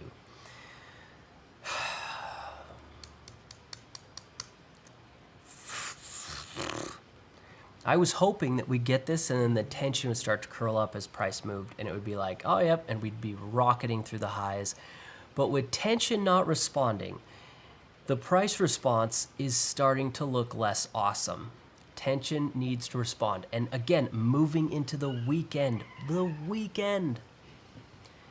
This is putting the bears in a situation. I have a really hard time seeing the bears wanting to try and hold something that isn't doing super well. So either the bears are going to come in right now and say, oh, they're not impacting tension. So that's the nod again, which this is just such a convoluted day. I dislike the complexity here. Usually things are not this complicated. But we're going to keep up with it anyway. Oh, well, there's another one right here as well. There we go. So are they going to take that as another nod? Oh, you guys aren't impacting tension. Or are the bulls just going to position, sit back, go like this? All right, guys, good luck. And I'm kind of inclined to think this is what the bulls are going to do. I don't think the bears, I think the bulls position themselves and they really don't have to do much. They just have to sit back and wait. And I think the bears are going to chew themselves up. The more the bears sell, the more the market will chew them up. I just, that seems to be more sensible right here. This is really tough stuff.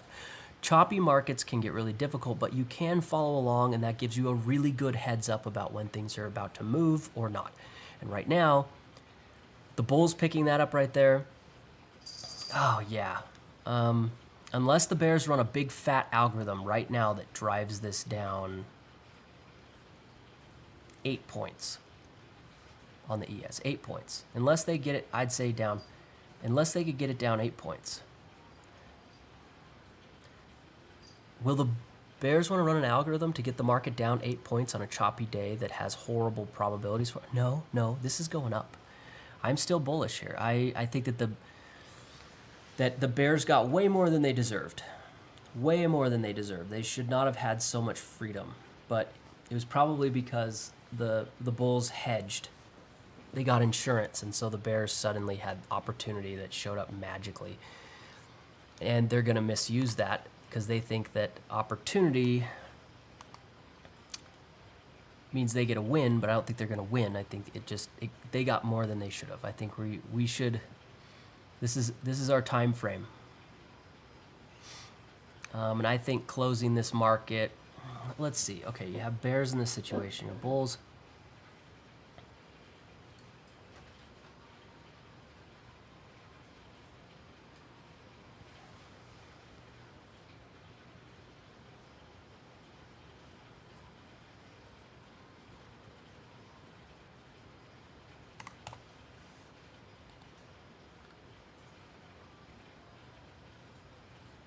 Just repeat yesterday? What do you think about that? Repeat yesterday. Just launch through the roof because.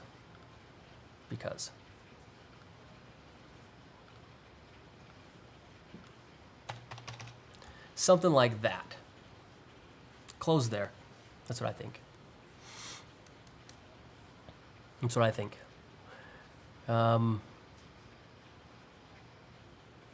Let's just do what we did yesterday. Terrifying, awful, who cares?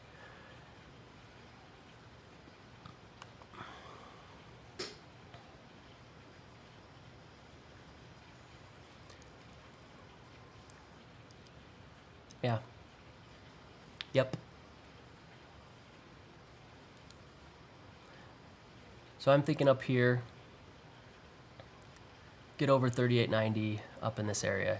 This is where I'm mentally thinking, this is a sensible place to really screw over those bears. And if they do not let go into the weekend, they're really dumb, and we're going to see a blowout. Again, just like we saw into today, same situation. The bears decided not to let go into the close. That's what, look at it. There were bears holding. Look at tension right into the close. It did right on that last bar, curled up, and then it gapped, and we had boop. So same situation. That's the market did yesterday. It's in right now.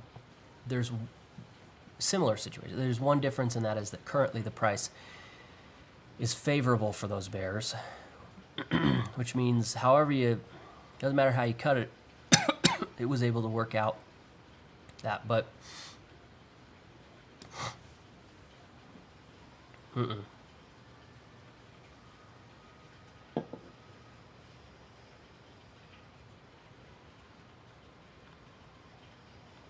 gonna go with 90. I think 90. I think we could get to 38.95 because of the capitulation factor, the fact that they were holding all day. a bunch of stuff. We're able to get into just a bazillion positions for the bulls. But I'm going to get rid of this level. I think it is done for. We do have a new liquidity spot here, and I do think that this is going to be pretty much the same. Right? If we push this down, this is where these bulls are going to let go. But 38.90. I mean, right, like it already pressured your stop, and you thought you'd be cocky about it. It came down, gave you a chance. If it's back up to pressure your stop again, and it pushes further, at that point you're going to go, ah, dang it, I was wrong, I should have dumped, I should have jumped, regrets, right? So this, I think this right here, we get to 38.90, and that would be just a nice spot to close out. The bears are going to dump. If we close sideways, let's say we go, just whatever, boring into the close, which is, come on. That means that this bullish position, this one here, is carrying some risk now, down to maybe somewhere around here. But there's still a positive spread. We're just going to sort of forget about the positive spread now that we have a new bull position, because the positive spread is sort of an inert position to begin with. I'm just going to... But these guys are going to... They will let go down here. I think that moving up, we're going to let the bears just have that. That irritates me. We move down, then the bears are just going to start slamming it with algos. Should we algo, all the way down until we stop them out wherever that is. And if they start running algos, then I think advanced decline should be 800. At the close. We'll probably close around 800. We do that with probably 800. We start drifting up higher. No, just 1200. I think we close, if we drift up higher and we go like that, 1200. Sideways, nothing really changes. Yeah, so I think about 800. Then you're going to have to hit with just a couple of algos to get that down far enough. They have to get through that area, though.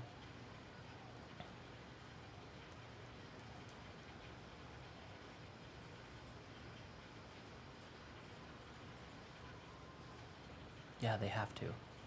So if the bears commit to do this, if they commit to this, then they have to get it from here to here.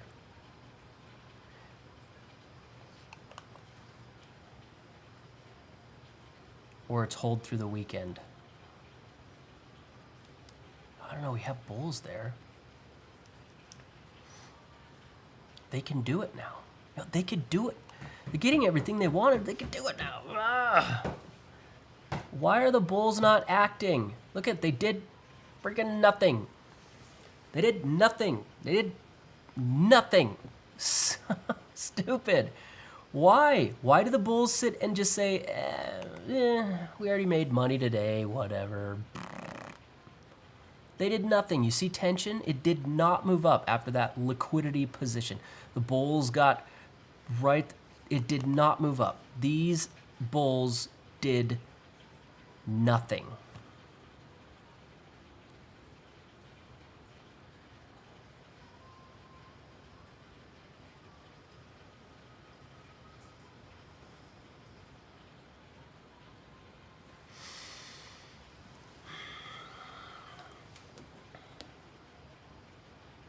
Why did they do nothing?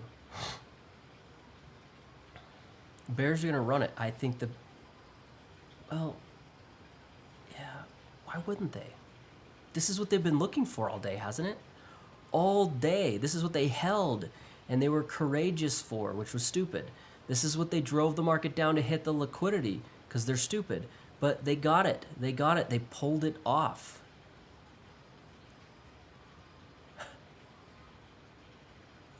They did.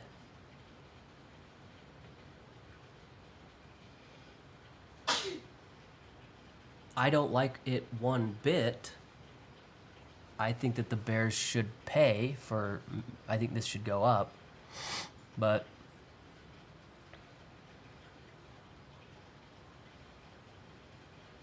They did it. They did get everything they wanted.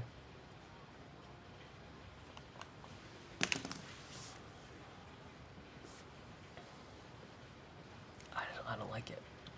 I don't like it. I don't like the Bears winning this. I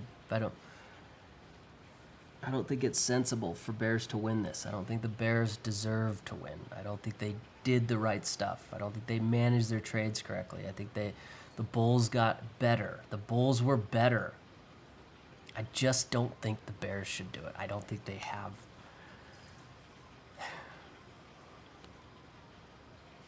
I don't. I disagree. I disagree. I disagree. I disagree with this.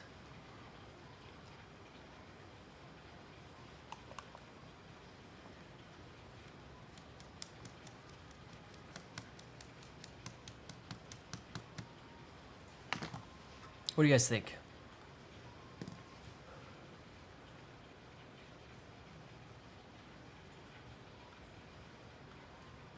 If anybody's even left, because I said I was going to leave, but then I came back.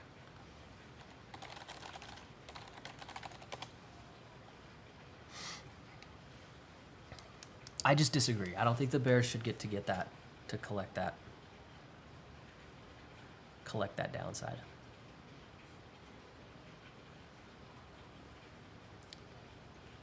I'm still bullish.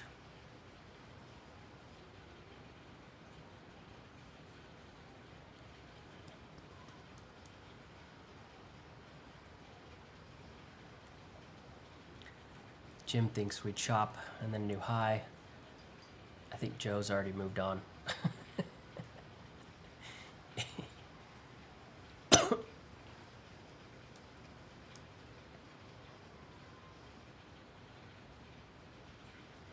Yeah, I'm still bullish.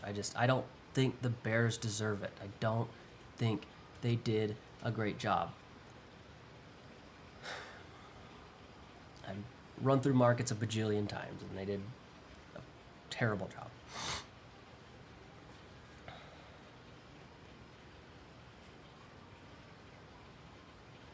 Jim says he agrees. Bears got nothing. They didn't do great. He thinks it's bullish.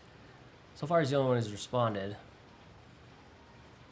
Matt Mac thinks, thinking higher as well. All right, so we got a lot of people thinking higher. That's good. That's good, because that's what I'm thinking. I disagree with the Bears being able to push that through. So that, that helps me feel a little bit better having you guys agree. Hopefully you're using totally different analyses.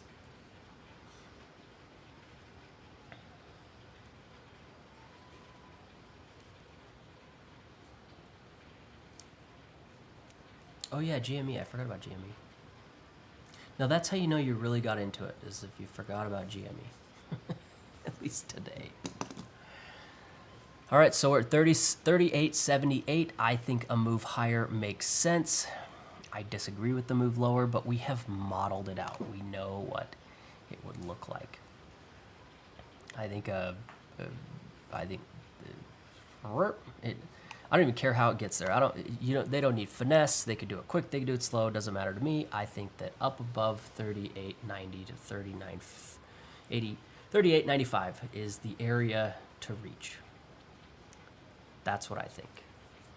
So it looks like I'm not the only one who thinks that. Looking at options, nothing new coming in. We're not seeing anything. I mean, to pick up a hedge off this position, it's the same gambit into the close.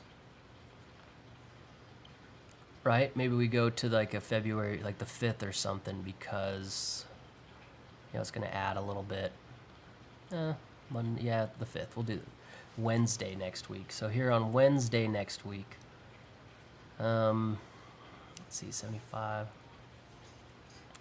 Now the weeklies, I'm looking at weeklies for quoted price, and this data is not weeklies. It's just the regulars. So also it's SPX. So different data sets, but I'm just looking for it to model. If I see large volume showing up on there, it's just sort of telling me what is sort of going on. Okay, so 75, 85, we're at 23. That's spendy. gonna have to move out a little further here. So if you're at 75, you go to 3,900, closer, 3,910. You could do 3,910, right? 10, 20, 30. No, you still need a little higher. So it's getting a little expensive. You need to at the money anyway. The further out of the money, the more risk gets introduced. But yeah, it looks like you could probably use one of these on Monday, hoping for it to pop up. You know, exercise all the same, but it totally reduces the amount of money you could potentially make only having one day out, one trading day out. So if this is going to exercise on Monday, then it's like, well, we'll see if the bears get crushed. And if they do, then on Monday we'll see something good. Otherwise, I think that 38.75 level is going to be really interesting on Monday with those puts that I think showed up probably to deal with. Though that volume is, of course, monthly. So anyway, yeah, this is too hot. Remember last time we were looking at this 38.75 to 38.85, it was like 13. Now it's up to 15, so it got hotter. More expensive, not as easy to do. Let's see what we can do here. Oh, there we go. There we go. You just wanted to piss me off. That's what it was. I'm so annoyed. Those bears didn't do anything. We're see a little tick up here. A little tick. A little tick. I still don't think we need much advanced decline. Literally, if this shot all the way up to 38.90 right now, which I don't know that it will, it could. 1,200. We don't need a whole bunch of advanced decline when you have this big fat position sitting right here who's going to pay the bills. It's not expensive to drive things up when somebody's just direct transferring cash to you. So I don't think that an upside move is necessarily all that difficult because these bears have already been upside down. They've had a lot of trouble. If they are hedged, it's not a winning hedge. It's one they're going to have to fight to get out of. So yeah, we are seeing a little bit of action. You see that right there? It ticked up. We're seeing a little bit showing up. The bulls are just slow as mud. And as soon as they act, look at this, 37.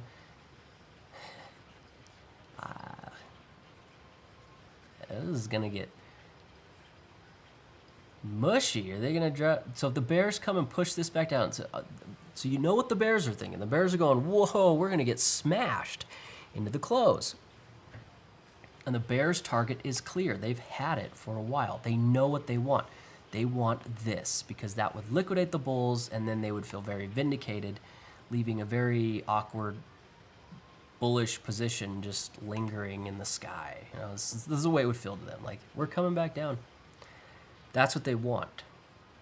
So we see that little tick up right there, and then we get price goes shoop, and I think it was a response. The bears are like, now we got to go. You know, let's now. But I still think this algo was misplaced. I think it ran right into the wrong spot. There's probably a little exposure there. We'll see. I mean, if the bears really want it, which I think is stupid, I think that we should fold them over and move up into the highs. Then they're going to call their buddies and they're going to game stop this. Is that how you use that term? We're going to game stop this? You call the guy who's losing and you call all the losers together and they get together and win. They're going to game stop this.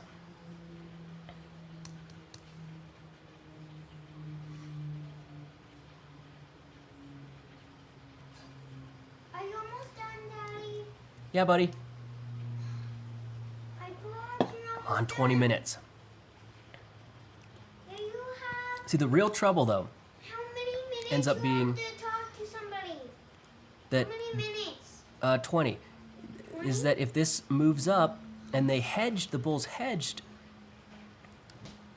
that's not so much like they failed because they hedged, but this one here, they got just like fish in a barrel. I think they're just fish in a barrel. There's just no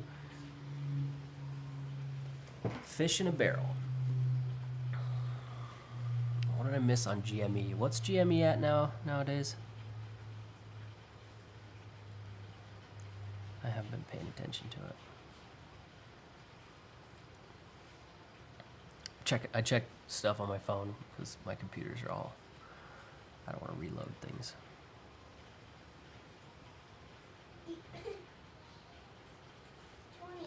Not actually a word, Daddy.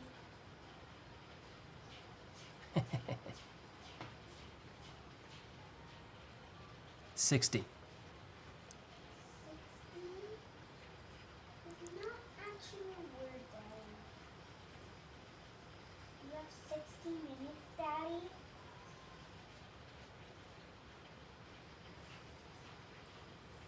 Yeah, it's at 60.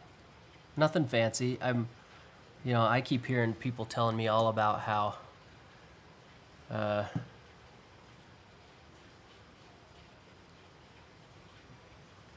it's going to go up to 1,000, which to me sounds like a profit target, and it's just insane.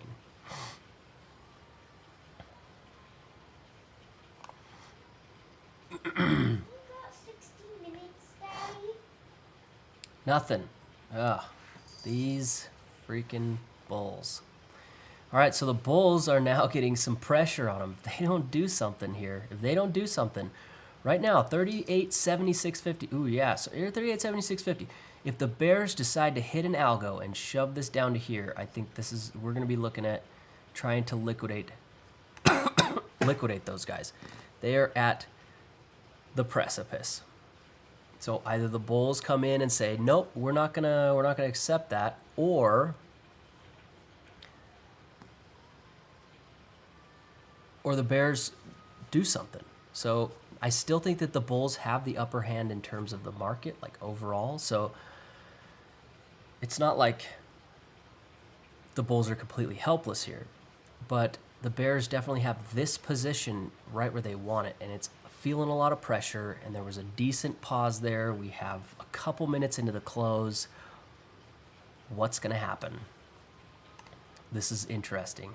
This is we got some rebalancing, and then the market will close, and then we have a couple minutes of the market doing the things, and then it'll close for the weekend. So this is really interesting. We have the bulls in a comfortable position. Sorry, I don't think the bears are going to be able to do it.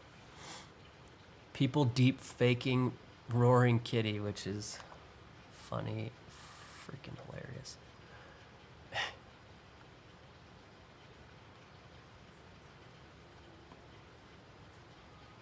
That's funny. I was posing the question the other day, and this is one I think that humanity needs to answer, and we have not answered it. We have this idea creeping up that you have, the truth is here on some line. Or detect, you could detect that the truth is happening here. And as AI closes this gap of fake, we're getting to the point where that you're not able to tell the difference between the fake and the true. And we could still, if you run an algorithm on deep fake stuff, you could still tell the pixels and the way that it does it and stuff. It's still exposed. But at some point, there will be no distinguishing between live and fake live. None. We'll be able to say, put a person in a video, which we can already do stuff like this. You could put a person in a video and make them run across the field or something. And the AI can figure that out and make it look like that actually happened. And at some point, you won't be able to use television to see if there's a riot going on downtown, because the riot may or may not be going downtown. Seeing it on TV is no longer a viable option. Video is no longer accurate. It's not rigorous enough. You'd have to go see it for yourself. And so there's this line that's getting destroyed, not blurred, destroyed, or that at some point there is no way to know what is true and what is not true online. Unless you experienced it for yourself, there really isn't going to be a good way to know. And it may even be that news sources will have a difficult time as well. they're going to want to verify. And it's like, well, how can you verify? It's impossible. No algorithm can tell if it's real or fake. It's so good.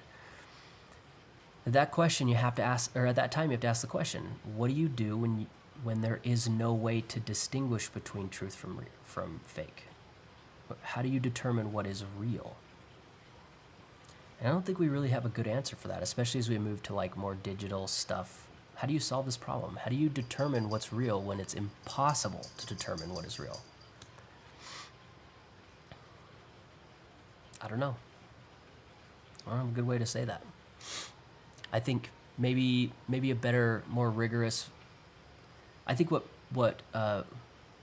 Parler was doing was actually a pretty decent thing to do, even though I think it made a lot of people uncomfortable. They were asking people to get verified.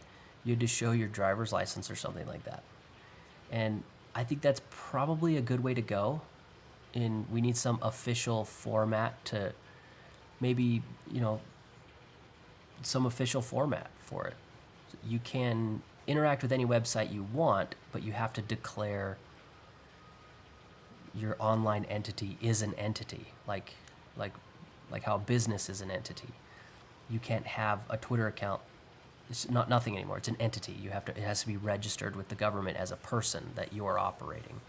And you're no longer allowed to have pseudo online accounts. But then, in my opinion, making that a rule means that there will be plenty of online fake accounts that are running amok, because that's just how it works.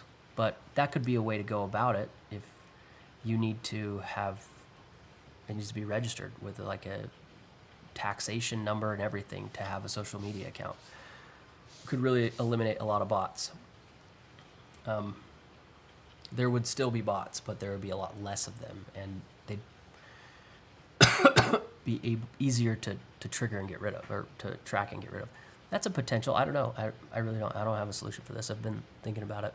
How do you tell the difference? Beats me. All right, so that pressure, those bears, they didn't do it. Right there. We sat there for a moment. The bears had the perfect moment. They're right up next to the place where they could have ran an algorithm. The pressure was up. The heat was on, and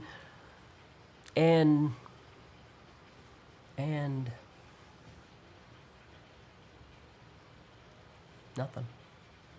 Just nothing. So bears do nothing. Bulls are here. At the close, we close sideways, and we have to assume that sideways is the most likely at this point because there's only a minute or two left. We have bears here, bulls here, sort of sitting face to face. I don't know, sort of hedging the market against each other in this range here.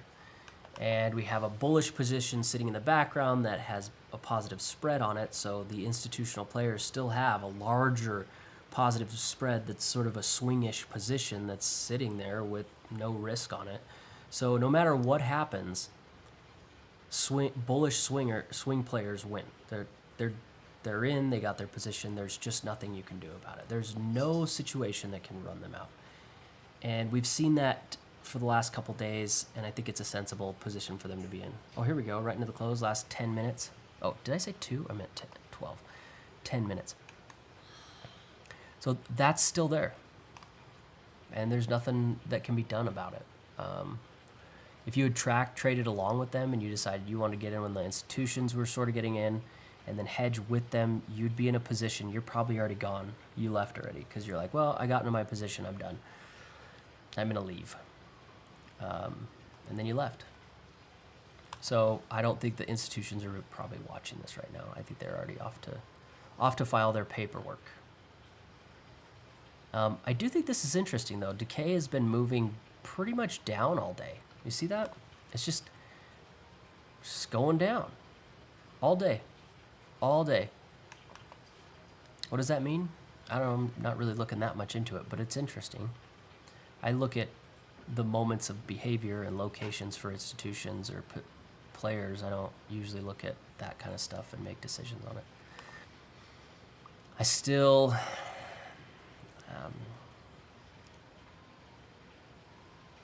Yep.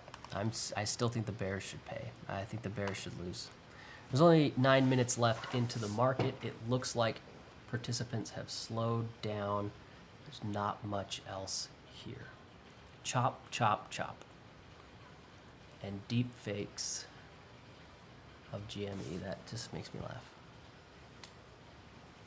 The kitty cat guy or whatever his name is.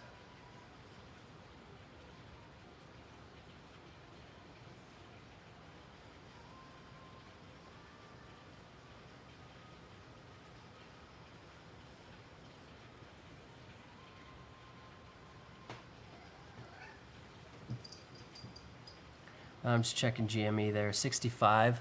What is that posted? So one of the things I was noticing today was, well, actually it was last night and today.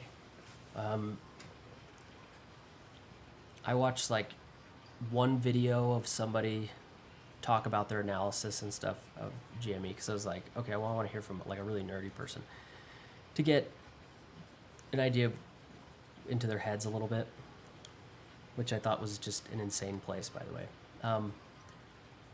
And so that was a while ago. So YouTube was constantly showing me videos based on that. So they kept looking back and saying, hey, you looked at GameStop, so let's show you. Well, last night they finally promoted some content that said GameStop was crashing, which is funny because GameStop has been crashing for like 3 or 4 days, 5 days. Wait, when it was trading at $4, he went in 55,000. Yeah, I remember that. Options at the height of the GME, he was up 50 million. Oh, I thought. Okay, I see what you're saying. I thought you said they were deep faking him, and I was like, that's hilarious, by the way. But I see what you're saying. But nonetheless, YouTube started to promote videos saying that GME was crashing yesterday, and then today. When I woke up this morning, I looked again to see if they were still doing it. I saw like 1 or 2 videos that were like, GME's going down, it's over, it failed, and I thought, huh, probably time to buy a GME share or something like that. Because GME is the most popular thing right now in the trading world. And so I think that the YouTube algorithm has a lot of data on it. And Google has a lot of data on it. And by data, I mean users associated with a behavior. And so they're able to make use of that. It's really useful to know what, to associate users and a behavior and then use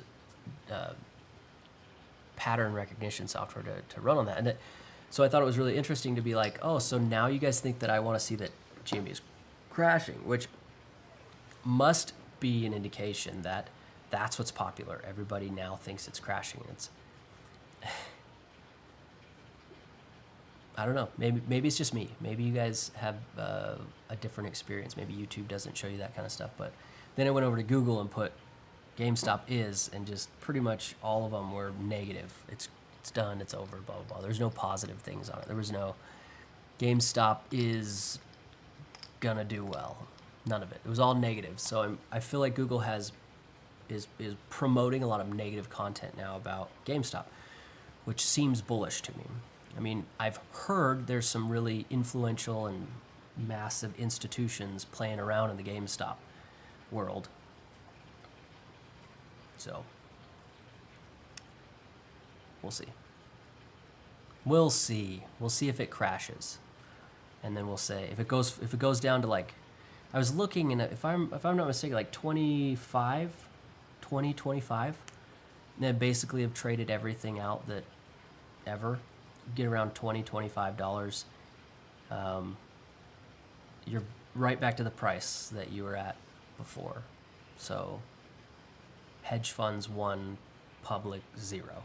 That's what that means. Hedge funds won that battle.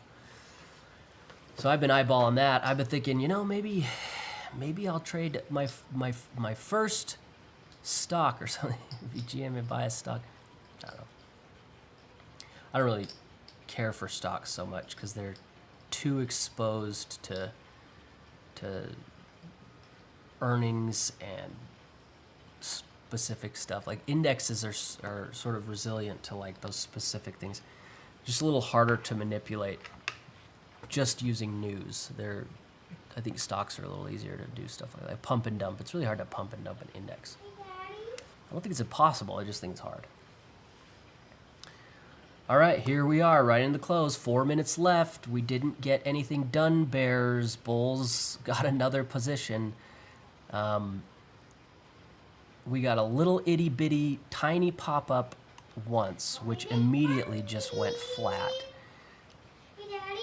I'm not enthusiastic about this doing anything. If I were in a position long or something, I would be probably just dumping it unless you had an option position over it, right? Like like if you had something and then you had a put that was on it that covered out your position, so you have there's $0 risk going down. Then potentially you could hold over into Monday if you have that insurance policy set up with a put, because then you could see, just hold out until then. But if you don't have an insurance policy and you're an outright, I have a really hard time seeing this is a really great bet. I think yesterday's close was a lot better because we were in a much better position.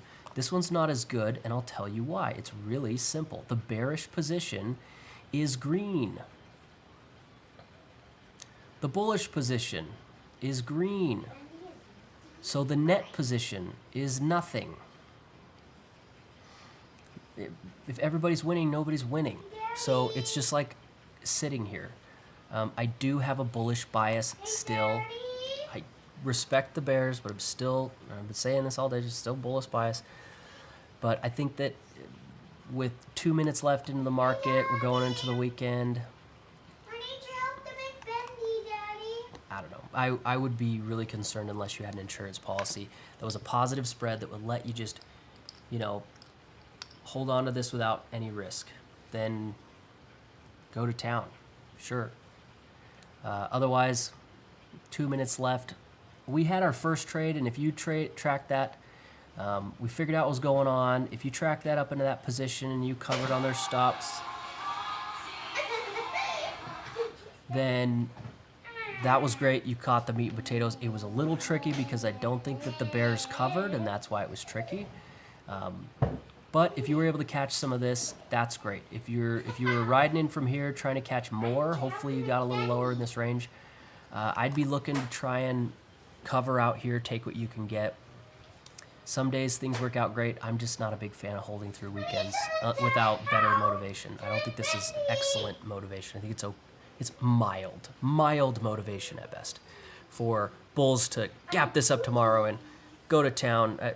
It's like, well, yeah, there's some, but I don't think it's as aggressive as yesterday's was. I know stuff's complicated. I ramble a lot because I think talking is useful.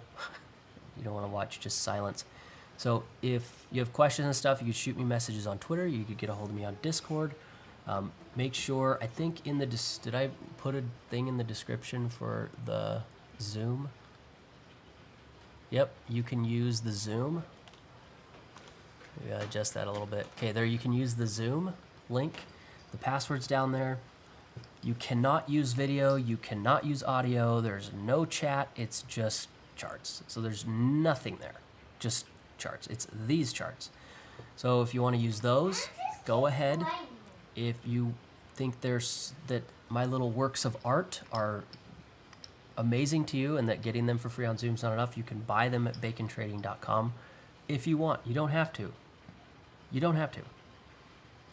But I know that some people really like to own things. And it supports keeping all this stuff going. I just use it to pay for all the services you have to do to stream stuff. So,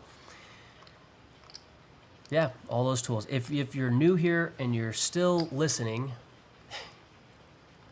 you can also, let me just show you, go over to the Trade Trust Group website. You just click here, live charts, and this will pop out a web page that I've tried my best to get rid of everything, so it's just this. And this has some longer term analysis stuff on it. Look, see, they push through here. Why did they push through here? I don't know why this is drawing set. Whatever. So you can look at these. These are streaming all the time. On my cell phone, I have right on the home. You see right here, right there. Oh look, is it green screening me? It is. I didn't know I had that on. You see that? When I click on that, it goes right to the website. This is like the first thing I do every morning. I go right to the website and I go, what's been happening? That's how I wake up. That's what it's for. That's why it's on there. But you guys can use it too. So if you're new, those charts are available. Enjoy. Feedback, comments. I want communities. This is all about community because I want good community, which means people who have tried to figure things out and they have a real opinion. That makes good community. That benefits all of us because we can share and deal with that difficult risk of like, I'm doing something and helping with your risk tolerance. So I think it's really effective to make sure that you personally get onto the Discord, share what you think, especially about trades that you're looking to take. People love that. You're not going to get crap. Sometimes you get crap. I'm not going to kick people out for being themselves. I think having a dynamic room is great. It's good to have different opinions. Try to be nice, though. Kindergarten rules, be nice. Post your thoughts on there to help regulate yourself. That's what the whole community is for. It's to help everybody regulate those difficult times where you're like, how do I make sure I'm not doing something stupid? Community. Or if you have a chat room, that's good too. But you can get into the Discord and do that. Well, look at that. We closed just above their position. Well, the RTH. The regular trading hours, which close at 4 o'clock Eastern, EST, or then there's the 4:15, which is the actual rebalance. So you get about 15, 20 minutes in there. I'm not really sure what governs that shutdown. I would love to know who actually controls the second shutdown. Who decides the orders are done? Because it's not the same time every day. It's variable. So maybe it's just the exchange waits for all the institutions or brokerages to finish passing their orders. Maybe they have like 5 minutes or something. If nobody does anything for 5 minutes, too bad, so sad. I don't know what the rules are. I don't understand that. Or I haven't read anything about it on the CME. I've looked. I haven't seen anything about it. They like to act like it doesn't exist. The second close, the balance. Look at that. Look at this. Normally I wouldn't be watching this, but today was so convoluted, so difficult. I'm captivated by this. I just need to see what happens. And look at the bears are underwater. Bulls here, bears at this price, and they're under freaking water. No, that's how I'm pumped because this is a lot of work to keep up with this. It's a lot of work to keep up with every data point through, especially a slow market. But I could tell you this, if you understand the mechanism that drives a slow market and how it builds into a not slow market, you know how markets work. One of the things a lot of people do is they can't understand how markets go from slow to fast or from fast to slow. It's the transition of volatility that slaughters institutions and hedge funds and most traders and trading systems. If you can read a slow market and see how it turns into not slow, you simultaneously are showing that you understand how trends work. It is that transition that makes it, that is so difficult. And a lot of it's just perseverance. You are bored and you want to leave. And so you stop marking out the players, you stop tracking the events, or you don't take them seriously. And so what happens is a situation like this where this took all freaking day.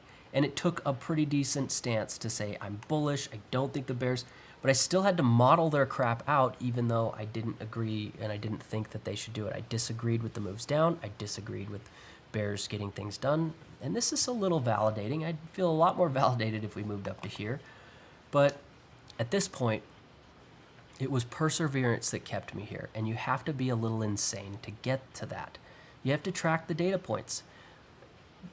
So if I were going to start over and learn this, I'd get maybe not this, I'd get a notebook. And I have two. I have two notebooks that I keep on my desk. And I write things down in these books because I think it's useful. You should get a notebook and write down all the events. And what I used to do, I don't have them here at my desk anymore. I used to write down all of these values. Every single bar, which is every 60 seconds or so. Like this. I'd draw columns and I used to call it SW. Only some of you will know what that stands for. Advanced decline, the summation, the oscillator, and the velocity. And I'd write those down on every single line. And then keep doing it.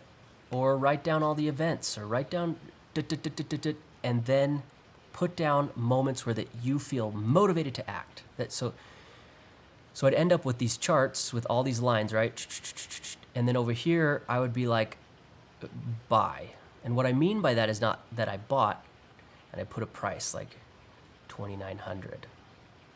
What I mean is I wanted to buy. Like these numbers made me go buy. Oh my gosh. And then I would say sell, and I would keep a tab of like negative 100 points and there was just paper. But the point was that I was writing down all the things, and I would track how my emotions were reacting to these data points. This was how I started, and I did this for a long time.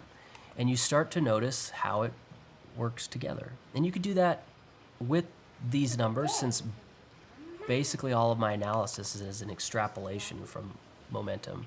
And then do that over and over and over till you get to the point where you're seeing this pattern. Or write down these moments. The bulls got this, the bears got that. Here's what I thought it should do. Here's, write it all out, type it all out, and then try and make predictions. So it's just following along is not really enough. You need to, I'm doing it to role model the behavior you should do, right? Like, I want you to be like me, not you to follow me. You should be doing what I'm doing all day. Go get one of these Wacom tablets. They're like, I don't remember how much it was. It was a long time ago. Take notes, take a screenshot, and predict. Say, I think this. Based on these positions and based on how we're here, I think this. Do it. And then see how that you did. What was wrong? What was right? How could you constantly are doing this, and you end up stitching together your ability to do analysis. Right now, if time flows this way, this is your expectation, this is reality. So time flows in both ways. It took maybe your expectation is really your prediction.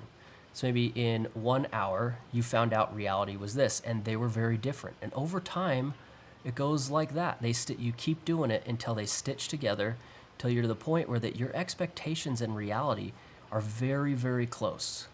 And you need lots of iterations of that. Lots and lots and lots and lots. And they start getting closer and closer and closer. Because right now, one of the things you want to say is, I expect up. And then as you learn how markets work, you go, that's not actually a reasonable thing to say. I expect the bulls to da-da-da-da-da-da before da-da-da-da-da, and then we get da-da-da-da-da. And that's how you do it. Oh, you have to say, I expect this, and then check and stitch them together till they're about the same. And then you can get better at learning what you can and can't predict. And that's what these tools are all about. So if you're to that point, that's a good thing. These videos are part of my vlogging, I guess. Vlogging, video Look, I made vlog, you a Minecraft flag. so that I can document what I was seeing and put it down so that I can be held responsible to myself. And then I check and I watch. I say, well, this is what I was thinking was going to happen. And that helps me stitch together as well. You do it too. And then you'll get as good and better. And then add on all the cool stuff that you've learned to do in markets, and you'll be better at trading than I am. And that's the goal. So that's the purpose of these, if you're new here, is to teach you how to act by role modeling it. I appreciate everybody showing up. I will be back on Monday. All right. See ya.